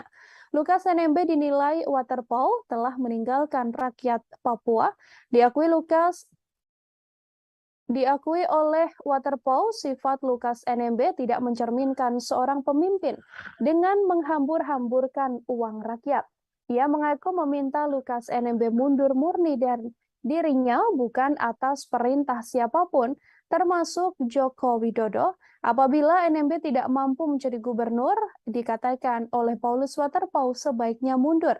Terbaru, Paulus Waterpauw juga akan mempolisikan Stefanus Roy Rening, kuasa hukum Gubernur Papua Lukas NMB. Paulus mengklaim tim kuasa hukumnya telah melaporkan Roy ke Bareskrim Polri pada Kamis 29 September. Sebelumnya pihak Paulus telah melayangkan somasi pada Selasa 27 September. Paulus memberikan tenggat waktu 2 hari untuk Roy agar memberikan klarifikasi. Laporan ini terkait dengan nama Paulus Waterpauw yang ikut disebut oleh kuasa hukum Roy Rening soal jabatan Wakil Gubernur Papua. Tak hanya nama Paulus, ada pula nama Kepala BIN Budi Gunawan, serta 2 Menteri Presiden Joko Widodo yang turut disebut, yakni Menteri Dalam Negeri Tito Karnavian dan juga Menteri Investasi Bahlil Lahadalia. Pemilik rumah makan di Teluk Jailolo di Kabupaten Halmahera Barat, Maluku Utara, bernama Uswatun Hasanah merasa kaget. Ia tak menyangka Presiden Joko Widodo akan mampir dan menyantap ikan bakar di warungnya saat melakukan kunjungan kerja. Uswatun mengatakan dirinya menyajikan makanan khas Maluku Utara untuk santapan Presiden, mulai dari ikan bakar bumbu, ikan woku, ayam goreng bumbu, sayur pakis, hingga bunga pepaya, dan juga sambal spesial khas daerah setempat. Uswatun mengatakan warung makannya berdiri sekitar 2 tahun lalu, yakni pada 2 Desember 2020. Menu khas yang disajikan adalah ikan bakar. Warung makannya itu berlokasi di Festival Teluk Jailolo, Kabupaten Halmahera. Menurut Uswatun, warungnya memang didesain berlantai dan berdinding bambu untuk kenyamanannya.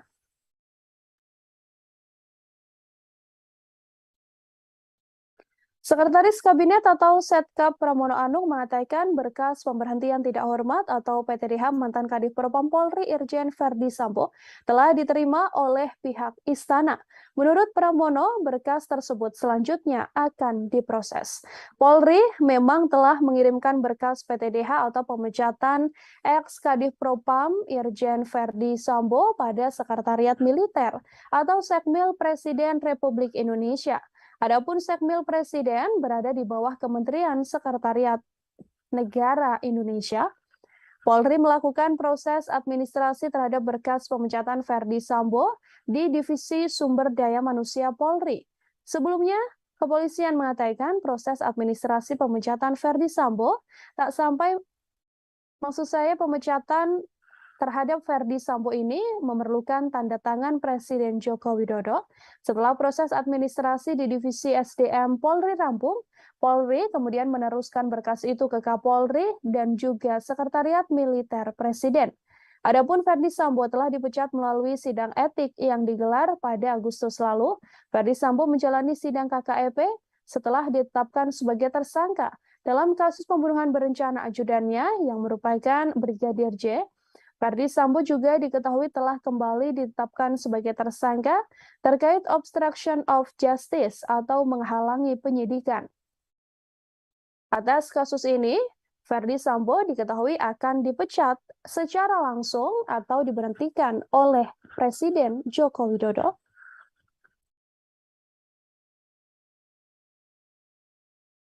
Pejabat atau PJ Gubernur Papua Barat Paulus Waterpauw mengklarifikasi informasi yang menyebut ada utusan Presiden Joko Widodo yang meminta dirinya menjadi Wakil Gubernur Papua pada 2021 silam. Menurut Paulus, bukan Presiden Jokowi yang meminta hal tersebut, melainkan Ketua Umum Partai Golkar Erlangga Hartarto. Golkar merasa kursi Wakil Gubernur Papua Sulawesi Utara. Beberapa orang yang mengetahui insiden tersebut langsung mengamuk dan merusak mobil yang ditumpangi rombongan DPRD Solo itu. Ketua Komisi 1 DPRD Kota Surakarta, Suarsono, mengatakan setelah merawat korban, pihaknya juga membawa kasus ini ke ranah hukum. Ia meminta para pelaku untuk mengklarifikasi kejadian yang sebenarnya dan juga melakukan permohonan maaf pada tamu yang berada di dalam mobil. Selain itu tak kalah penting, yakni permohonan maaf pada masyarakat Sulawesi Utara. Wakil Ketua Komisi 1 DPRD Kota Surakarta, Hartanti, yang saat itu berada di dalam mobil, menuturkan insiden kecelakaan di kawasan Pineleng ini tepatnya terjadi di depan SDGMIM. Ia mengatakan secara tiba-tiba ada seorang anak perempuan berusia sekitar 10 tahun yang menggunakan seragam SD menyeberang saat rombongan tengah melintas. Pasca kecelakaan itu ada 2 orang yang datang membawa senjata dan sampai naik ke atap mobil sambil memukul-mukul dan berteriak marah. Hartanti yang berada di dalam mobil mengaku sangat panik. Ia mengaku hendak keluar mobil namun dihalangi oleh warga. Hartanti juga tidak sempat memotret kejadian saat mobil yang ditumpangi anggota DPRD Solo tersebut dirusak oleh massa.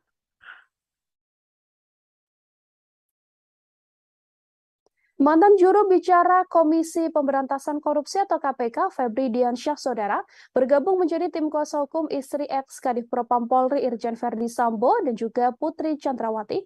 Terkait hal ini,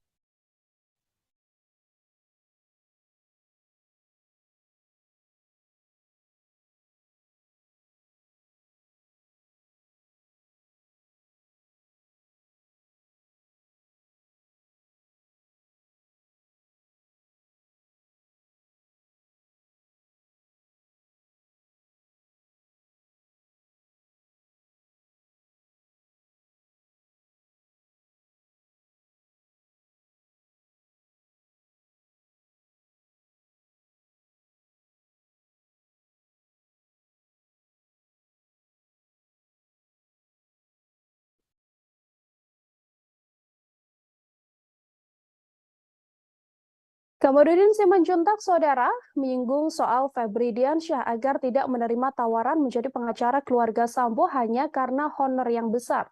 Ia pun menyoroti pernyataan ex-pegawai lembaga anti rasuah tersebut yang berkomitmen akan bertindak tegas. Menurutnya, objektivitas tersebut akan terbukti seiring berjalannya waktu.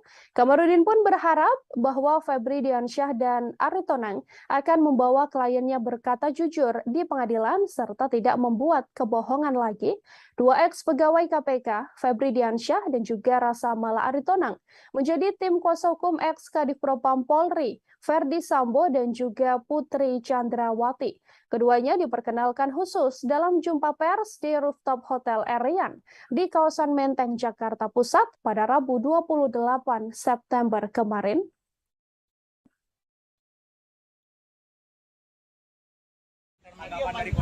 Karena dia mantan KPK. Berarti KPK Komisi Pemberantas Korupsi atau Komisi Pemberantas Korupsi.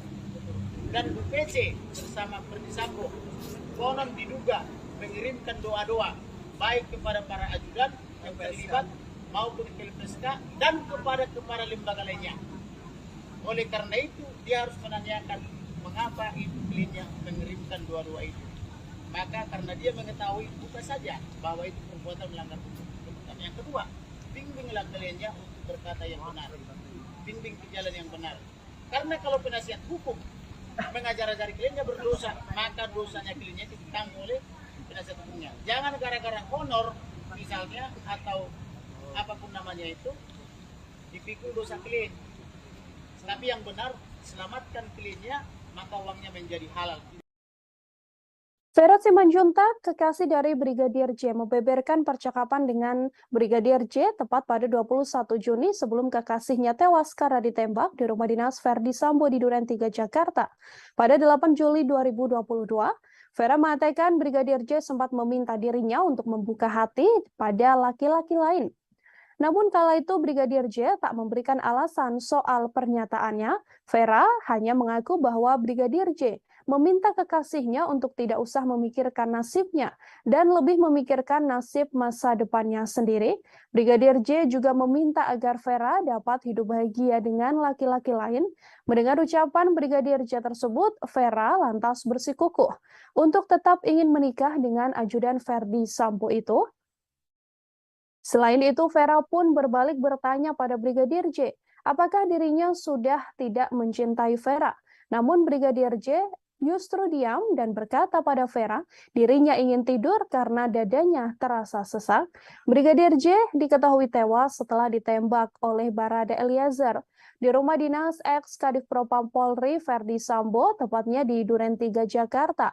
Pada perkembangan kasusnya, Polri telah menetapkan 5 tersangka, yakni Verdi Sambo, sang istri Putri Chandrawati, kemudian Barada Eliezer dan Bribka RR yang merupakan ajudan Verdi Sambo, dan seorang tersangka lain adalah Kuat Ma'ruf yang merupakan sopir dari Putri Chandrawati. Mereka dicerat dengan pasal 340 KUHP tentang pembunuhan berencana dengan ancaman maksimal yakni hukuman mati.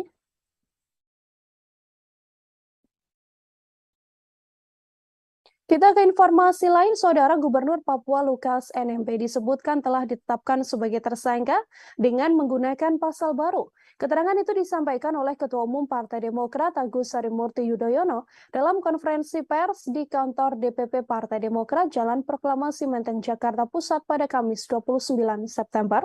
AHY mengaku mendapatkan informasi bahwa NMB dituding melanggar pasal 2 dan 3 UU nomor 31 tahun 1999 tentang pemberantasan tindak pidana korupsi dan diubah dalam Undang-Undang nomor 20 tahun 2001 pada 12 Agustus.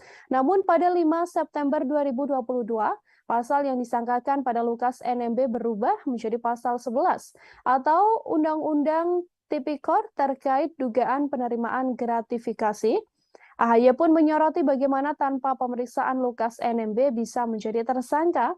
Ia pun meminta agar proses hukum NMB berjalan dengan adil tanpa intervensi politik. AHY menegaskan Demokrat siap memberikan bantuan hukum pada NMB jika diperlukan. Hal ini sesuai dengan mekanisme yang berlaku di internal Partai Demokrat untuk membantu kadernya yang terjerat tindak pidana tertentu. Mengenai adanya indikasi perubahan penggunaan pasal ini sebelumnya juga pernah disampaikan oleh salah satu kuasa hukum Lukas NMB, Stefanus Roy Rening. Roy menduga kuat KPK mengalihkan penyelidikan dari surat perintah penyelidikan menjadi laporan kejadian tindak pidana korupsi. Ia menyebut dalam perubahan surat itu, dugaan korupsi pasal 2 dan pasal 3 terkait kerugian negara bergeser menjadi pasal 5 dan 11 atau pasal 12 terkait suap atau gratifikasi. Sampai saat ini, NMB masih belum memenuhi panggilan KPK untuk menjalani pemeriksaan sebagai tersangka. Ia mangkir dari 2 pemeriksaan dengan alasan sakit. Tanggal 12 Agustus 2022, Pak Lukas dituduh telah melakukan pelanggaran terhadap pasal 2 dan 3 Undang-Undang Tindak Pidana Korupsi.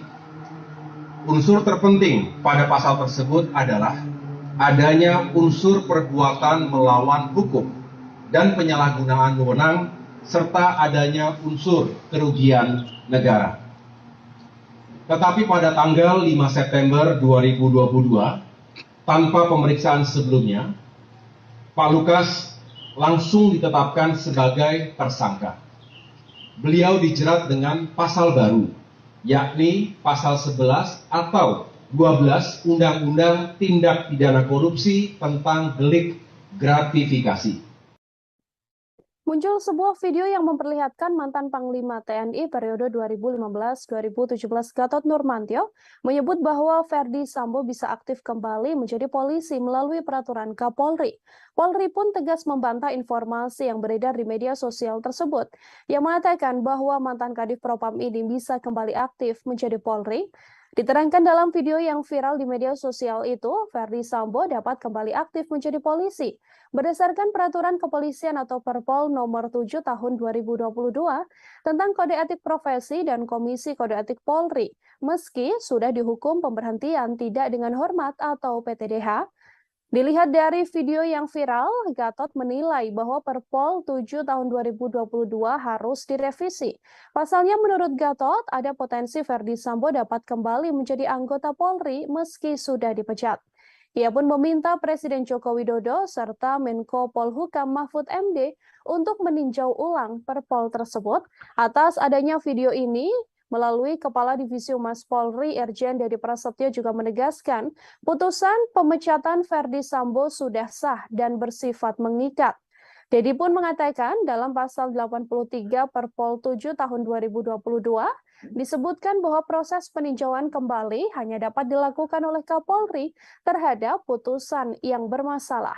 Dengan demikian, hanya Kapolri yang dapat memberikan peninjauan kembali pada putusan yang dinilai telah memiliki kekeliruan. Dedi juga menambahkan pihak pelanggar, yakni dalam kasus ini Verdi Sambo, tidak memiliki hak mengajukan sidang Komisi Kode Etik peninjauan kembali. Verdi Sambo telah dipecat melalui sidang etik yang digelar pada 25 sampai 26 Agustus. Verdi Sambo menjalani sidang KKEP setelah ditetapkan menjadi tersangka dalam kasus pembunuhan berencana ajudannya sendiri, Brigadir J. Verdi Sambo juga ditetapkan menjadi tersangka terkait kasus obstruction of justice atau menghalangi penyidikan. Selain itu, banding yang diajukan Sambo atas putusan pemecatan juga telah ditolak melalui sidang banding 19 September. Dengan demikian, Verdi Sambo saat ini sudah resmi dipecat. Mantan Kadif Propam Polri itu juga telah menerima hasil petikan PTDH terhadap dirinya.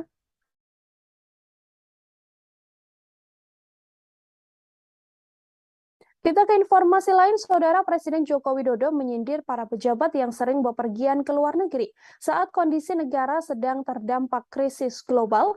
Hal ini disampaikan Presiden saat memberikan arahan pada para kepala daerah di Jakarta Convention Center pada Kamis 29 September. Presiden Joko Widodo mengaku geleng-geleng kepala melihat sejumlah pejabat pamer ke luar negeri. Bahkan perjalanan para pejabat ke luar negeri ini dipamerkan melalui akun Instagram mereka. Padahal menurut Presiden Jokowi, Indonesia sudah punya berbagai destinasi wisata yang sangat bagus. Presiden juga mengatakan kondisi seperti ini harus diinformasikan pada masyarakat. Tujuannya untuk mengajak masyarakat mengutamakan kunjungan ke destinasi wisata di dalam negeri. Jokowi pun meminta kepala daerah untuk giat mengajak warganya bepergian ke destinasi wisata lokal. Melihat jumlah kunjungan wisata dari Indonesia ke luar negeri, kepala negara itu pun mewanti-wanti akan potensi defisit di bidang pariwisata. Dalam kesempatan itu, Jokowi menegaskan dirinya bahkan menahan diri untuk bepergian ke luar negeri dan banyak menolak undangan dari luar negeri. Jokowi mengaku dalam 1 tahun saja, setidaknya mendapatkan 20 undangan dari luar negeri, namun ia hanya memilih menghadiri 2 hingga 3 acara. Jokowi pun kemudian meminta para gubernur, bupati, hingga wali kota untuk mengajak masyarakat berwisata di dalam negeri saja.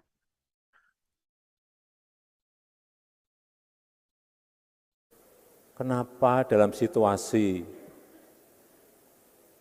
krisis global seperti ini malah berbondong-bondong ke luar negeri, dipamer-pamerin di Instagram,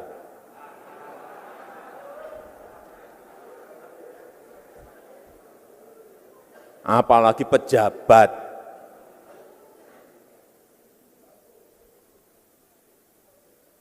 Saya diundang ke luar negeri itu mungkin setahun bisa lebih dari 20 undangan. Saya datang paling 2 atau 3. Karena betul-betul saya rem, ini ada manfaat konkret enggak sih? Karena juga keluar uang kita keluar itu. Jadi hal-hal yang seperti itu rem.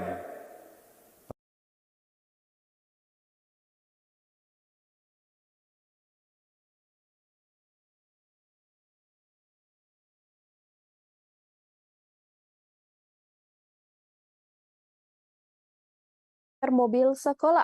Menurut laporan, aksi pengendara motor arogan yang menampar sopir mobil sekolah ini terjadi di Jalan Bulan, Kecamatan Medan Kota pada Rabu 28 September kemarin. Dalam rekaman video berdurasi 1 menit 29 detik, tampak sopir sedang berada di dalam mobilnya. Sementara pelaku yang menggunakan sepeda motor dan memakai helm full face ini berada tepat di samping mobil. Terdengar keduanya terlihat cekcok menggunakan bahasa Hokkien. Di tengah percekcokan itu, pengendara motor langsung menampar pipi sopir tersebut. Menurut korban, Anton, peristiwa itu terjadi di Jalan Bulan, Kecamatan Medan Kota pada Rabu 28 September kemarin. Pengemudi itu diduga marah karena Anton yang sedang melintas tidak memberi jalan pada pengemudi tersebut. Ia mengatakan pengendara sepeda motor itu langsung mengejarnya dan memberhentikan laju mobilnya. Anton menuturkan saat mobilnya dihentikan terlibat percekcokan antara dirinya dengan pengendara motor itu. Ketika itu ia sempat mendapatkan pengancaman dari pengendara sepeda motor yang arogan tersebut. Atas kejadian ini, ia pun telah membuat laporan ke Polrestabes Medan dan berharap agar pelaku segera ditangkap. Saya kan dari Jalan Bulan mau nyebrang ke seberang jalan, cuma nggak dikasih jalan, si ngotot. Jadi dia turun, tokok-tokok kaca saya. Jadi saya nggak mau buka supaya nggak mau mempersulit masalah gitu, jangan supaya jangan ribut. Jadi nggak senang, dia ngikutin saya dari Jalan Bulan sampai ke Jalan Merbabu. Di sana saya dipacak sama dia.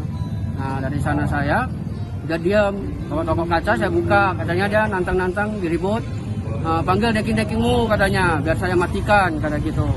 Ya udah saya diam, saya telepon teman, dia bilang katanya saya senggol dia, bannya kalau memang saya senggol dia, otomatis kan dia pasti jatuh atau apa kan, ada mobil saya lecet nggak ada. Nah sekian situ ya udah saya diam, tiba-tiba dia saya minta sorry, langsung main tampar gitu dia. Bagian mana yang ditamparnya? Bagian kiri. Pipi kiri ya? Iya pipi kiri. Setelah ditampar apa lagi bang? Ngotot-ngotot lagi, suruh saya turun, saya nggak mau. Baru ada tukang parkir di sana, bilangin kalau motor abang rusak, parah kan ada buktinya, ya kan kalau memang ada lecet atau apa, ini kan nggak ada, jadi abang tukang parkirnya pun dimarahin sama dia, gitu. Kalau sama yang nampar ini kenal bang? Nggak kenal. Jadi setelah itu dia pergi aja begitu? Iya, itu dia pukul spion saya 2 kali, satu dia pergi. Pecah bang spionnya? Pecah sih enggak. Cuma itu kejadiannya hari apa bang? Hari ini. Sekitar jam 12 lewat lah. Jam 12 lewat? Ya, jam 12.05 gitu. Itu abang mengendarai mobil dan kejadiannya di jalan? Bulan. Jalan Bulan? Iya, simpang Bulan Jalan Tamrin itu. Ya. Apakah abang nanti akan melapor ke kantor polisi? Iya, saya akan usut terus. Oknum anggota kepolisian sektor Cijeruk Bogor meminta uang tilang dari sopir travel di pintu keluar tol Ciawi Sukabumi. Aksinya direkam oleh warga dan viral di media sosial. Dalam video tersebut, ia juga membentak seorang wanita yang merekam aksinya dengan mengancam perekam dengan Undang-Undang Informatika dan Transaksi Elektronik atau UU ITE. Setelah viral, oknum polisi tersebut juga langsung diperiksa oleh bidang profesi dan pengamanan atau Propam Polres Bogor serta Propam Polda Jabar. Hasilnya ia terbukti menerima sejumlah uang dari sopir travel yang ditilangnya.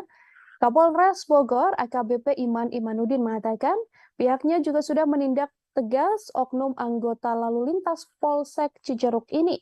Kapolsek Cijeruk Kompol Sumijo mengatakan oknum polisi tersebut adalah Aibda EF yang berusia 39 tahun. Berdasarkan pengakuan Aibda EF, ia hanya menerima sebesar Rp200.000 dari sopir travel yang ditilangnya. Peristiwa itu dikatakan terjadi pada Senin 26 September, tepat di pintu keluar tol Ciawi Sukabumi. Saat itu Aibda EF sedang berpatroli dan mendapati mobil travel ini melanggar arus lalu lintas dari arah Jampang Sukabumi menuju ke Jakarta. Saat diperiksa, sopir beserta rombongan di dalam mobil travel itu juga melanggar rambu lalu lintas atau melambu saat mengantri di lampu merah. Mobil travel itu juga diketahui melebihi muatan. Aibda EF kemudian menindak sopir beserta rombongan travel dengan memberikan surat tilang berwarna biru. Namun saat ditilang, si sopir travel menawari uang damai. EF sempat menolak tawaran tersebut, namun kemudian dengan alasan titip sidang, EF tergoda dan akhirnya uang tersebut ia terima dan diambilnya. EF pun menerima uang senilai Rp200.000 bukan Rp600.000 seperti apa yang viral di media sosial.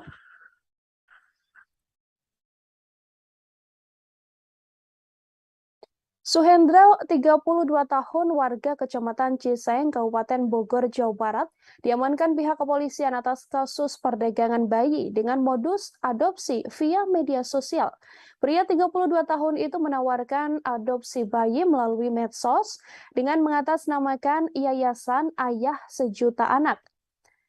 Oleh Suhendra, pihak pengadopsi diminta untuk membayar Rp15 juta untuk mengadopsi satu bayi. Hal tersebut disampaikan Kapolres Bogor AKBP Iman Imanuddin. Ia mengatakan kasus tersebut terungkap setelah polisi melakukan penyelidikan laporan dugaan perdagangan anak di wilayah Ciseng. Awalnya, Suhendra akan mengumpulkan ibu hamil yang tak memiliki suami melalui media sosial miliknya. Ia kemudian menawarkan pada ibu hamil tersebut untuk melakukan persalinan gratis di rumah sakit. Namun, setelah persalinan, bayi itu akan diserahkan ke orang lain yang ingin mengadopsi. Hanya saja adopsi yang dilakukan ternyata dengan cara ilegal. Setiap orang yang akan adopsi harus membayar Rp15 juta per bayi. Dari kasus tersebut, polisi mengamankan 5 orang ibu hamil yang sedang menunggu waktu melahirkan di tempat penampungan. Saat ini mereka juga sudah diserahkan ke Dinas Sosial Pemerintah Kabupaten Bogor. Polisi berhasil mengamankan seorang bayi yang sempat dijual ke wilayah Lampung. Bayi tersebut kini telah diserahkan ke pihak Dinas Sosial. Polisi masih melakukan penyelidikan karena ada dugaan tersangka bekerja dengan jaringan lain. Tersangka juga masih dalam proses penyidikan lebih lanjut oleh Satreskrim Polres Bogor. Atas perbuatannya, Suhendra dijerat pasal 83 Jungto pasal 76 tentang perlindungan anak dengan ancaman pidana minimal 3 tahun penjara dan maksimal 15 tahun penjara, serta denda minimal Rp60 juta dan maksimal Rp3 miliar. Kegiatan penegakan hukum ini kami juga berhasil mengamankan atau menyelamatkan 5 orang ibu hamil yang sedang menunggu kelahiran dari tempat penampungan mereka tersebut.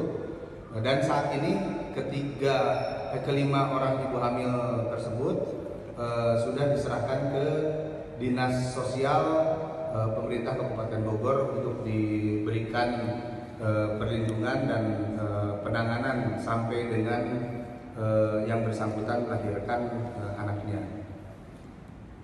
Satu orang yang sudah diadopsi secara ilegal atau dijual oleh si pelaku ke wilayah Lampung juga sudah diselamatkan untuk anaknya dan diserahkan ke Dinas Sosial Kabupaten Bogor untuk diberikan pemeliharaan anak yang layak bagi yang bersangkutan. Saat ini tersangka sedang dalam proses penyidikan Satreskrim Polres Bogor dan kami akan terus melakukan pengembangan terhadap dugaan jaringan yang lainnya. Mudah-mudahan bisa berkembang ke jaringan-jaringan yang lainnya atau mungkin ada pidana lainnya yang menyertai dari perbuatan tersebut. Kepada tersangka dipersangkakan dengan pasal 83. Artis Lesti Kejora melaporkan suaminya Rizky Bilar ke Polres Metro Jakarta Selatan atas dugaan kasus kekerasan dalam rumah tangga atau KDRT. Rizky Bilar dilaporkan oleh Lesti Kejora ke kepolisian pada Rabu 28 September malam. Berdasarkan surat laporan polisi tersebut, peristiwa KDRT yang diduga dilakukan Rizky Bilar berawal saat Lesti Kejora mendapati sang suami diduga berselingkuh. Lesti Kejora pun meminta agar dirinya dipulangkan ke rumah keluarganya yang berada di Cianjur, Jawa Barat. Namun Rizky Bilar sebagai terlapor justru emosi dan berusaha mendorong sang istri ke kasur hingga melakukan tindak kekerasan. Kejadian tersebut pun dilakukan berulang-ulang oleh Rizky Bilar kepada Lesti Kejora. Akibatnya Lesti dikabarkan mengalami luka lebam di beberapa bagian tubuhnya. Surat laporan tersebut juga telah dikonfirmasi oleh Kasiumas Polres Jakarta Selatan AKP Nurmadewi. Ia menyebut surat laporan tersebut benar dari pihak kepolisian Polres Metro Jakarta Selatan. AKP Nurma Dewi pun memastikan bahwa Lesti Kejora melapor karena mendapatkan tindak KDRT dari Rizky Bilar. Dalam laporan itu, Lesti membawa sejumlah barang bukti, termasuk hasil visum atas dugaan kekerasan tersebut. Kalau menurut saudara L, yang melakukan adalah suaminya sendiri. Itu terjadi berulang-ulang atau seperti apa dalam keterangannya nanti? Kalau itu nanti tetap kita dalami. Ya kapan, terus berulang atau tidak, itu nanti penyidik yang lebih tahu. Mungkin luka yang terlihat di wajah L sendiri ada nggak Bu saat melaporkan semalam itu, Bu? Ya nanti kita lihat dulu dari visum ya, bukti visum yang memperjelas untuk fakta otentik. Saudari L bawa bukti visum Bun ke sini Bun semalam? Semalam kita harus visum dulu. Jadi untuk dilaporkan kasus ini kita wajib untuk visum. Berapa lama Bun semalam saudari L laporan di SPKD? Untuk saudari L datang semalam.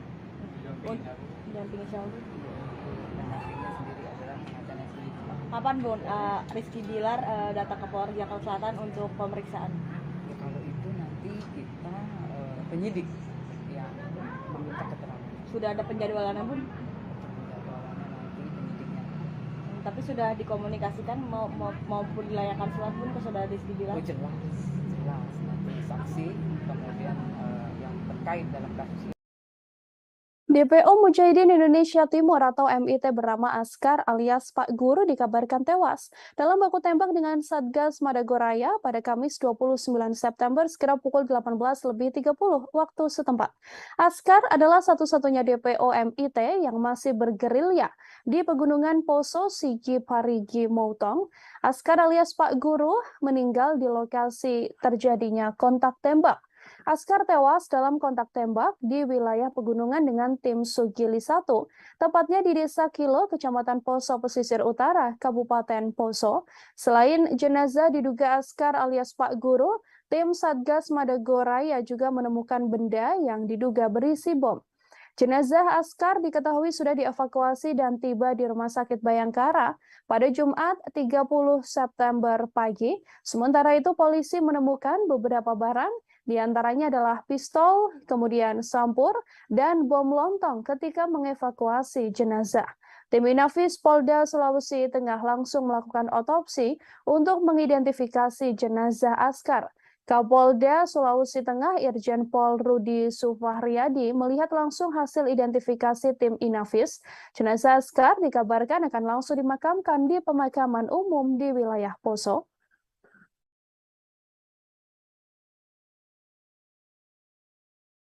Pejabat Gubernur atau PJ Papua Barat, Paulus Waterpauw, meminta Gubernur Papua Lukas NMB untuk mengundurkan diri dari jabatannya. Lukas NMB dinilai Waterpauw telah meninggalkan rakyat Papua. Diakui oleh Waterpauw, sifat Lukas NMB tidak mencerminkan seorang pemimpin dengan menghambur-hamburkan uang rakyat. Ia mengaku meminta Lukas NMB mundur murni dari dirinya bukan atas perintah siapapun, termasuk Joko Widodo. Apabila NMB tidak mampu menjadi gubernur, dikatakan oleh Paulus Waterpauw sebaiknya mundur. Terbaru, Paulus Waterpauw juga akan mempolisikan Stefanus Roy Rening, kuasa hukum Gubernur Papua Lukas NMB. Paulus mengklaim tim kuasa hukumnya telah melaporkan Roy ke Bareskrim Polri pada Kamis 29 September. Sebelumnya pihak Paulus telah melayangkan somasi pada Selasa 27 September. Paulus memberikan tenggat waktu 2 hari untuk Roy agar memberikan klarifikasi. Laporan ini terkait dengan nama Paulus Waterpauw yang ikut disebut oleh kuasa hukum Roy Rening soal jabatan Wakil Gubernur Papua. Tak hanya nama Paulus, ada pula nama Kepala BIN Budi Gunawan, serta 2 Menteri Presiden Joko Widodo yang turut disebut, yakni Menteri Dalam Negeri Tito Karnavian dan juga Menteri Investasi Bahlil Lahadalia. Pemilik rumah makan di Teluk Jailolo di Kabupaten Halmahera Barat, Maluku Utara, bernama Uswatun Hasanah merasa kaget. Ia tak menyangka Presiden Joko Widodo akan mampir dan menyantap ikan bakar di warungnya saat melakukan kunjungan kerja. Uswatun mengatakan dirinya menyajikan makanan khas Maluku Utara untuk santapan Presiden, mulai dari ikan bakar bumbu, ikan woku, ayam goreng bumbu, sayur pakis, hingga bunga pepaya, dan juga sambal spesial khas daerah setempat. Uswatun mengatakan warung makannya berdiri sekitar 2 tahun lalu, yakni pada 2 Desember 2020. Menu khas yang disajikan adalah ikan bakar. Warung makannya itu berlokasi di Festival Teluk Jailolo, Kabupaten Halmahera. Menurut Uswatun, warungnya memang didesain berlantai dan berdinding bambu untuk kenyamanannya.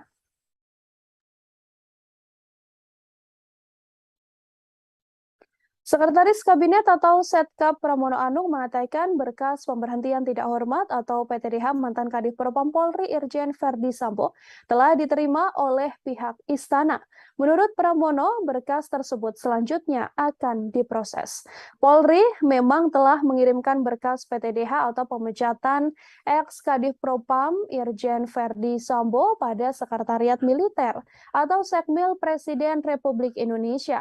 Adapun Sekmil Presiden berada di bawah Kementerian Sekretariat Negara Indonesia. Polri melakukan proses administrasi terhadap berkas pemecatan Verdi Sambo di Divisi Sumber Daya Manusia Polri. Sebelumnya, kepolisian mengatakan proses administrasi pemecatan Verdi Sambo pemecatan terhadap Verdi Sambo ini memerlukan tanda tangan Presiden Joko Widodo. Setelah proses administrasi di Divisi SDM Polri rampung, Polri kemudian meneruskan berkas itu ke Kapolri dan juga Sekretariat Militer Presiden. Adapun Verdi Sambo telah dipecat melalui sidang etik yang digelar pada Agustus lalu. Verdi Sambo menjalani sidang KKEP setelah ditetapkan sebagai tersangka dalam kasus pembunuhan berencana ajudannya yang merupakan Brigadir J. Verdi Sambo juga diketahui telah kembali ditetapkan sebagai tersangka terkait obstruction of justice atau menghalangi penyidikan. Atas kasus ini, Verdi Sambo diketahui akan dipecat secara langsung atau diberhentikan oleh Presiden Joko Widodo.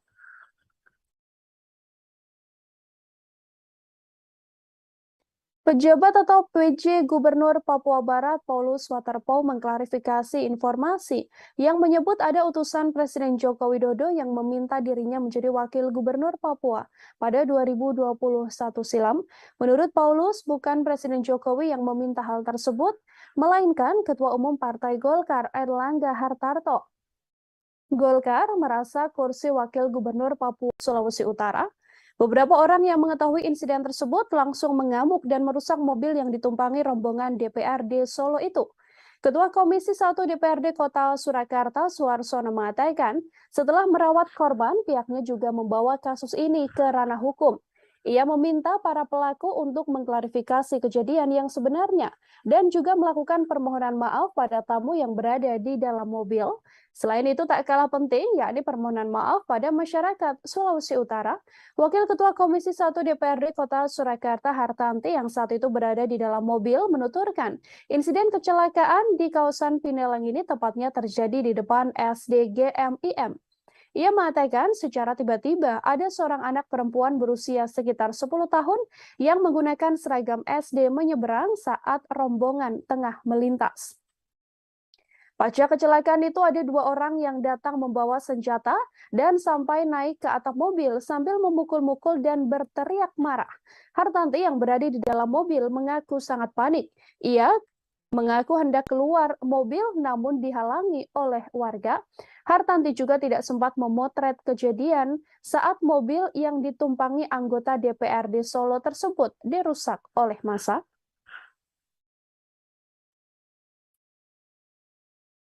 Mantan juru bicara Komisi Pemberantasan Korupsi atau KPK, Febri Diansyah Saudara, bergabung menjadi tim kuasa hukum istri ex Kadif Propam Polri Irjen Verdi Sambo dan juga Putri Chandrawati. Terkait hal ini,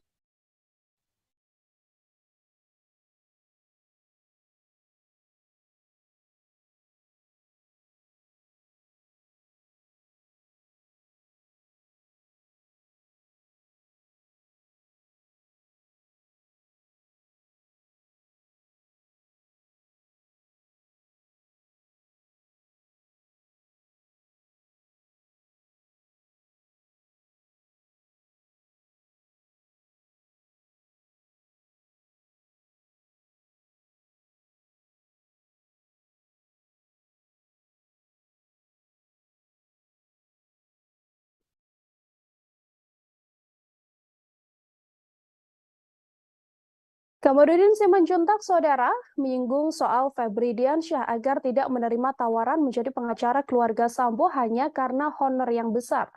Ia pun menyoroti pernyataan ex-pegawai lembaga anti rasuah tersebut yang berkomitmen akan bertindak tegas. Menurutnya, objektivitas tersebut akan terbukti seiring berjalannya waktu.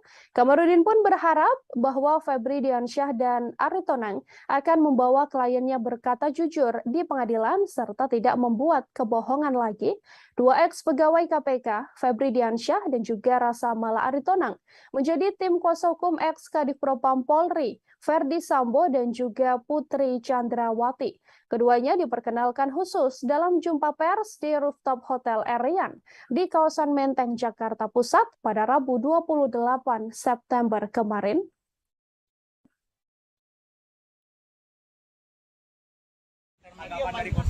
Karena dia mantan KPK, berarti KPK Komisi Pemberantas Korupsi atau Komisi Pemberantas Korupsi, dan BPC bersama Verdi Sambo konon diduga mengirimkan doa-doa baik kepada para ajudan yang terlibat maupun ke LPSK dan kepada lembaga lainnya. Oleh karena itu dia harus menanyakan mengapa ibu kliennya mengirimkan doa-doa itu. Maka karena dia mengetahui bukan saja bahwa itu perbuatan melanggar hukum. Yang kedua, bimbinglah kliennya untuk berkata yang benar, bimbing ke jalan yang benar. Karena kalau penasihat hukum mengajar-ajari kliennya berdosa, maka dosanya kliennya ditanggung oleh penasihat hukumnya. Jangan gara-gara honor misalnya atau apapun namanya itu dipikul dosa klien.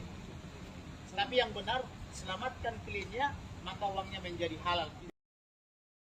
Vera Simanjuntak, kekasih dari Brigadir J, membeberkan percakapan dengan Brigadir J tepat pada 21 Juni sebelum kekasihnya tewas karena ditembak di rumah dinas Verdi Sambo di Duren 3, Jakarta.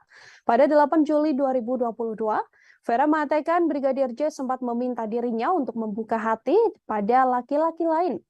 Namun kala itu Brigadir J tak memberikan alasan soal pernyataannya. Vera hanya mengaku bahwa Brigadir J meminta kekasihnya untuk tidak usah memikirkan nasibnya dan lebih memikirkan nasib masa depannya sendiri.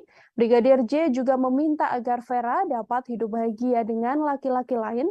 Mendengar ucapan Brigadir J tersebut, Vera lantas bersikukuh untuk tetap ingin menikah dengan ajudan Verdi Sambo itu. Selain itu, Vera pun berbalik bertanya pada Brigadir J, apakah dirinya sudah tidak mencintai Vera. Namun Brigadir J justru diam dan berkata pada Vera, dirinya ingin tidur karena dadanya terasa sesak.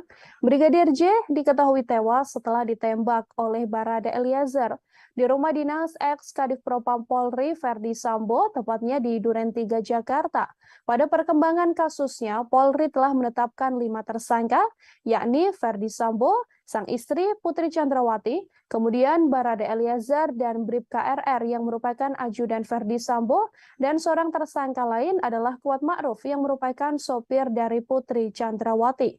Mereka dijerat dengan pasal 340 KUHP tentang pembunuhan berencana dengan ancaman maksimal yakni hukuman mati.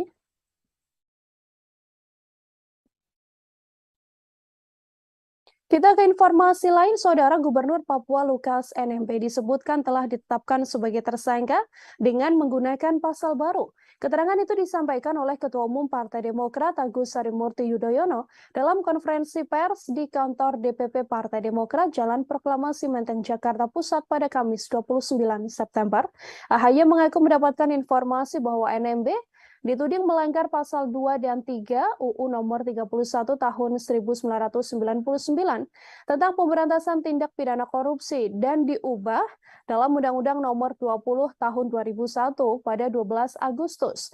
Namun pada 5 September 2022, pasal yang disangkakan pada Lukas NMB berubah menjadi pasal 11 atau Undang-Undang Tipikor terkait dugaan penerimaan gratifikasi. AHY pun menyoroti bagaimana tanpa pemeriksaan Lukas NMB bisa menjadi tersangka. Ia pun meminta agar proses hukum NMB berjalan dengan adil tanpa intervensi politik. AHY menegaskan Demokrat siap memberikan bantuan hukum pada NMB jika diperlukan. Hal ini sesuai dengan mekanisme yang berlaku di internal Partai Demokrat untuk membantu kadernya yang terjerat tindak pidana tertentu. Mengenai adanya indikasi perubahan penggunaan pasal ini sebelumnya juga pernah disampaikan oleh salah satu kuasa hukum Lukas NMB, Stefanus Roy Rening. Roy menduga kuat KPK mengalihkan penyelidikan dari surat perintah penyelidikan menjadi laporan kejadian tindak pidana korupsi. Ia menyebut dalam perubahan surat itu, dugaan korupsi pasal 2 dan pasal 3 terkait kerugian negara bergeser menjadi pasal 5 dan 11 atau pasal 12 terkait suap atau gratifikasi.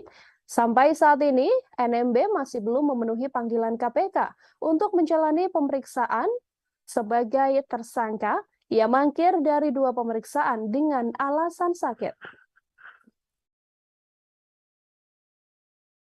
Tanggal 12 Agustus 2022, Pak Lukas dituduh telah melakukan pelanggaran terhadap pasal 2 dan 3 Undang-Undang Tindak Pidana Korupsi. Unsur terpenting pada pasal tersebut adalah adanya unsur perbuatan melawan hukum dan penyalahgunaan wewenang, serta adanya unsur kerugian negara. Tetapi pada tanggal 5 September 2022, tanpa pemeriksaan sebelumnya, Pak Lukas langsung ditetapkan sebagai tersangka.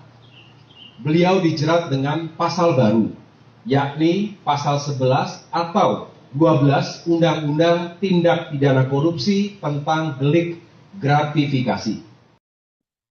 Muncul sebuah video yang memperlihatkan mantan Panglima TNI periode 2015-2017 Gatot Nurmantio menyebut bahwa Ferdi Sambo bisa aktif kembali menjadi polisi melalui peraturan Kapolri.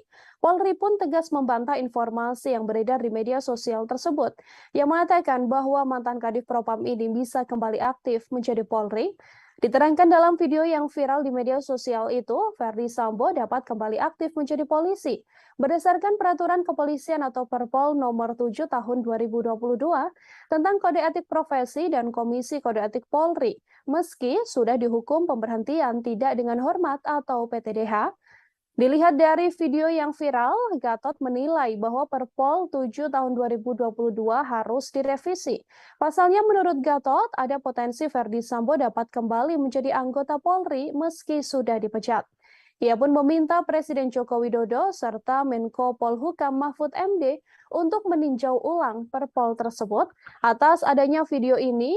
Melalui Kepala Divisi Humas Polri, Irjen Dedi Prasetyo juga menegaskan, putusan pemecatan Ferdi Sambo sudah sah dan bersifat mengikat. Dedi pun mengatakan dalam pasal 83 Perpol 7 tahun 2022 disebutkan bahwa proses peninjauan kembali hanya dapat dilakukan oleh Kapolri terhadap putusan yang bermasalah. Dengan demikian, hanya Kapolri yang dapat memberikan peninjauan kembali pada putusan yang dinilai telah memiliki kekeliruan. Dedi juga menambahkan pihak pelanggar, yakni dalam kasus ini Ferdi Sambo, tidak memiliki hak mengajukan sidang Komisi Kode Etik peninjauan kembali. Ferdi Sambo telah dipecat melalui sidang etik yang digelar pada 25 sampai 26 Agustus. Ferdi Sambo menjalani sidang KKEP setelah ditetapkan menjadi tersangka dalam kasus pembunuhan berencana ajudannya sendiri, Brigadir J. Ferdi Sambo juga ditetapkan menjadi tersangka terkait kasus obstruction of justice atau menghalangi penyidikan. Selain itu, banding yang diajukan Sambo atas putusan pemecatan juga telah ditolak melalui sidang banding 19 September. Dengan demikian, Ferdi Sambo saat ini sudah resmi dipecat. Mantan Kadif Propam Polri itu juga telah menerima hasil petikan PTDH terhadap dirinya.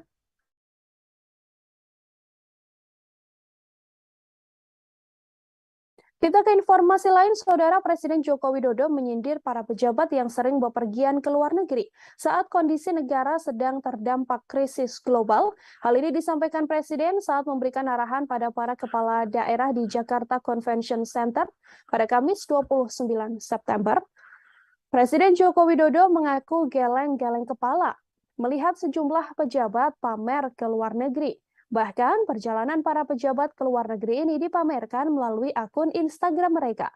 Padahal menurut Presiden Jokowi, Indonesia sudah punya berbagai destinasi wisata yang sangat bagus. Presiden juga mengatakan kondisi seperti ini harus diinformasikan pada masyarakat. Tujuannya untuk mengajak masyarakat mengutamakan kunjungan ke destinasi wisata di dalam negeri. Jokowi pun meminta kepala daerah untuk giat mengajak warganya bepergian ke destinasi wisata lokal. Melihat jumlah kunjungan wisata dari Indonesia ke luar negeri, kepala negara itu pun mewanti-wanti akan potensi defisit di bidang pariwisata. Dalam kesempatan itu, Jokowi menegaskan dirinya bahkan menahan diri untuk bepergian ke luar negeri dan banyak menolak undangan dari luar negeri. Jokowi mengaku dalam 1 tahun saja, setidaknya mendapatkan 20 undangan dari luar negeri, namun ia hanya memilih menghadiri 2 hingga 3 acara. Jokowi pun kemudian meminta para gubernur, bupati, hingga wali kota untuk mengajak masyarakat berwisata di dalam negeri saja.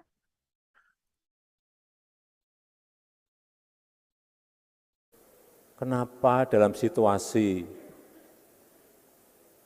krisis global seperti ini malah berbondong-bondong ke luar negeri, dipamer-pamerin di Instagram,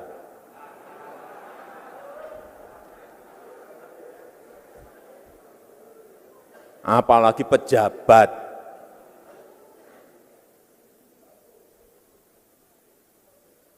Saya diundang ke luar negeri itu mungkin setahun bisa lebih dari 20 undangan.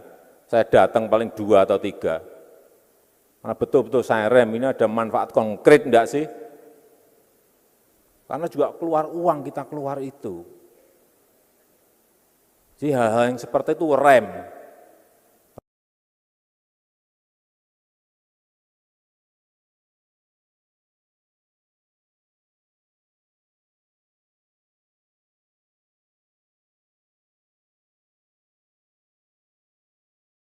Mobil sekolah. Menurut laporan, aksi pengendara motor arogan yang menampar sopir mobil sekolah ini terjadi di Jalan Bulan, Kecamatan Medan Kota pada Rabu 28 September kemarin. Dalam rekaman video berdurasi 1 menit 29 detik, tampak sopir sedang berada di dalam mobilnya. Sementara pelaku yang menggunakan sepeda motor dan memakai helm full face ini berada tepat di samping mobil. Terdengar keduanya terlihat cekcok menggunakan bahasa Hokkien. Di tengah percekcokan itu, pengendara motor langsung menampar pipi sopir tersebut. Menurut korban, Anton, peristiwa itu terjadi di Jalan Bulan, Kecamatan Medan Kota pada Rabu 28 September kemarin. Pengemudi itu diduga marah karena Anton yang sedang melintas tidak memberi jalan pada pengemudi tersebut. Ia mengatakan pengendara sepeda motor itu langsung mengejarnya dan memberhentikan laju mobilnya.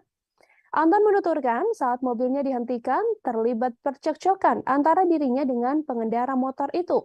Ketika itu ia sempat mendapatkan pengancaman dari pengendara sepeda motor yang arogan tersebut. Atas kejadian ini, ia pun telah membuat laporan ke Polrestabes Medan dan berharap agar pelaku segera ditangkap.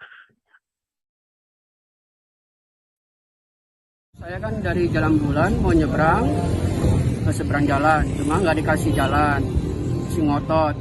Jadi dia turun, tokok-tokok kaca saya. Jadi saya nggak mau buka supaya nggak mau mempersulit masalah gitu, jangan supaya jadi ribut. Jadi nggak senang, dia ngikutin saya dari Jalan Bulan sampai ke Jalan Merbabu. Di sana saya dipacak sama dia. Nah dari sana saya udah diam, tokok-tokok kaca saya buka, katanya dia nantang-nantang diribut. Panggil deking-dekingmu katanya, biar saya matikan, kata gitu. Ya udah saya diam, saya telepon teman, dia bilang katanya saya senggol dia, bannya kalau memang saya senggol dia, otomatis kan dia pasti jatuh atau apa kan, ada mobil saya lecet nggak ada. Nah sekian situ ya udah saya diam, tiba-tiba dia saya minta sorry, langsung main tampar gitu dia. Bagian mana yang ditamparnya? Bagian kiri. Pipi kiri ya? Iya pipi kiri. Setelah ditampar apa lagi bang? Ngotot-ngotot lagi, suruh saya turun, saya nggak mau.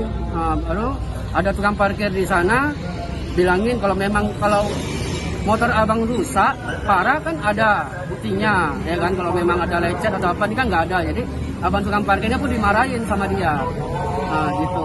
Kalau sama yang nampar ini kenal bang? Enggak kenal. Nggak kenal. Jadi setelah itu dia pergi aja begitu? Iya, satu dia pukul spion saya 2 kali, satu dia pergi. Pecah bang spionnya? Pecah sih enggak. Cuma itu kejadiannya hari apa bang? hari ini. Sekitar jam? Sekitar jam 12 lewat lah. Jam 12 lewat? Ya, jam 12.05 gitu lah. Itu abang mengendarai mobil. Dan kejadiannya di jalan? Bulan. Jalan Bulan? Iya, simpang Bulan Jalan Tamrin itu. Ya. Apakah abang nanti akan melapor ke polisi? Iya, saya akan usut terus. Oknum anggota kepolisian sektor Cijeruk Bogor meminta uang tilang dari sopir travel di pintu keluar tol Ciawi Sukabumi. Aksinya direkam oleh warga dan viral di media sosial. Dalam video tersebut, ia juga membentak seorang wanita yang merekam aksinya dengan mengancam perekam dengan Undang-Undang Informatika dan Transaksi Elektronik atau UU ITE. Setelah viral, oknum polisi tersebut juga langsung diperiksa oleh bidang profesi dan pengamanan atau Propam Polres Bogor serta Propam Polda Jabar.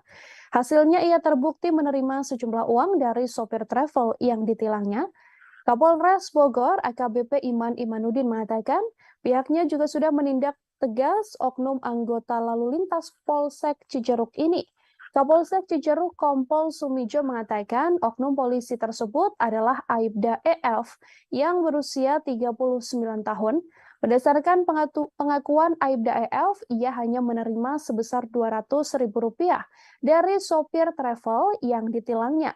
Peristiwa itu dikatakan terjadi pada Senin 26 September, tepat di pintu keluar tol Ciawi Sukabumi. Saat itu Aibda EF sedang berpatroli dan mendapati mobil travel ini melanggar arus lalu lintas dari arah Jampang Sukabumi menuju ke Jakarta. Saat diperiksa, sopir beserta rombongan di dalam mobil travel itu juga melanggar rambu lalu lintas atau melambu saat mengantri di lampu merah. Mobil travel itu juga diketahui melebihi muatan. Aibda EF kemudian menindak sopir beserta rombongan travel dengan memberikan surat tilang berwarna biru. Namun saat ditilang, si sopir travel menawari uang damai. EF sempat menolak tawaran tersebut, namun kemudian dengan alasan titip sidang, EF tergoda dan akhirnya uang tersebut ia terima dan diambilnya. EF pun menerima uang senilai Rp200.000, bukan Rp600.000 seperti apa yang viral di media sosial.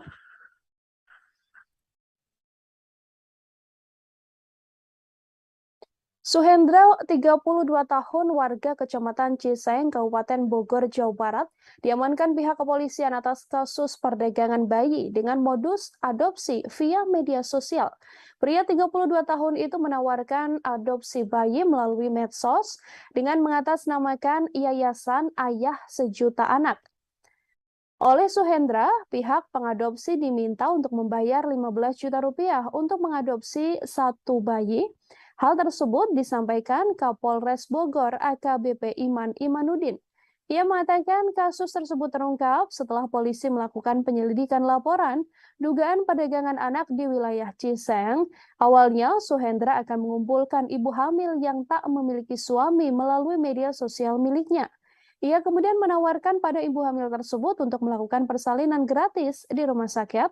Namun, setelah persalinan, bayi itu akan diserahkan ke orang lain yang ingin mengadopsi. Hanya saja adopsi yang dilakukan ternyata dengan cara ilegal. Setiap orang yang akan adopsi harus membayar Rp15 juta per bayi.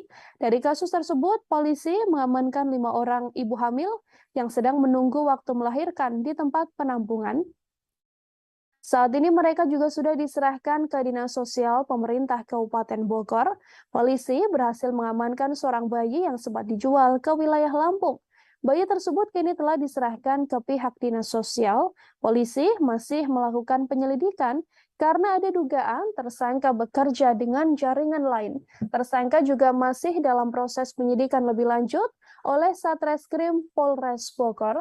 Atas perbuatannya, Suhendra dijerat pasal 83 Jungto pasal 76 tentang perlindungan anak dengan ancaman pidana minimal 3 tahun penjara dan maksimal 15 tahun penjara, serta denda minimal Rp60 juta dan maksimal Rp3 miliar. Kegiatan penegakan hukum ini kami juga berhasil mengamankan atau menyelamatkan 5 orang ibu hamil yang sedang menunggu kelahiran dari tempat penampungan mereka tersebut. Dan saat ini kelima orang ibu hamil tersebut sudah diserahkan ke Dinas Sosial Pemerintah Kabupaten Bogor untuk diberikan perlindungan dan penanganan sampai dengan yang bersangkutan melahirkan anaknya. 1 orang yang sudah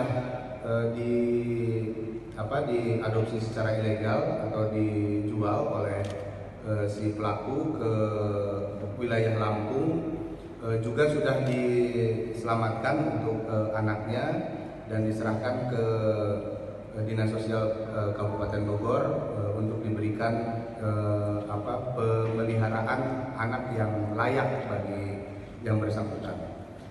Saat ini tersangka sedang dalam proses penyidikan Satreskrim Polres Bogor dan kami akan terus melakukan pengembangan terhadap dugaan jaringan yang lainnya.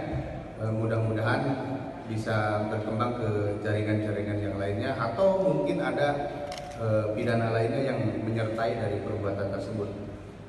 Kepada tersangka dipersangkakan dengan pasal 83. Artis Lesti Kejora melaporkan suaminya Rizky Bilar ke Polres Metro Jakarta Selatan atas dugaan kasus kekerasan dalam rumah tangga atau KDRT. Rizky Bilar dilaporkan oleh Lesti Kejora ke kepolisian pada Rabu 28 September malam. Berdasarkan surat laporan polisi tersebut, peristiwa KDRT yang diduga dilakukan Rizky Bilar berawal saat Lesti Kejora mendapati sang suami diduga berselingkuh. Lesti Kejora pun meminta agar dirinya dipulangkan ke rumah keluarganya yang berada di Cianjur, Jawa Barat. Namun Rizky Bilar sebagai terlapor justru emosi dan berusaha mendorong sang istri ke kasur hingga melakukan tindak kekerasan. Kejadian tersebut pun dilakukan berulang-ulang oleh Rizky Bilar kepada Lesti Kejora. Akibatnya Lesti dikabarkan mengalami luka lebam di beberapa bagian tubuhnya. Surat laporan tersebut juga telah dikonfirmasi oleh Kasiumas Polres Jakarta Selatan AKP Nurmadewi. Ia menyebut surat laporan tersebut benar dari pihak kepolisian Polres Metro Jakarta Selatan. AKP Nurmadewi pun memastikan bahwa Lesti Kejora melapor karena mendapatkan tindak KDRT dari Rizky Bilar. Dalam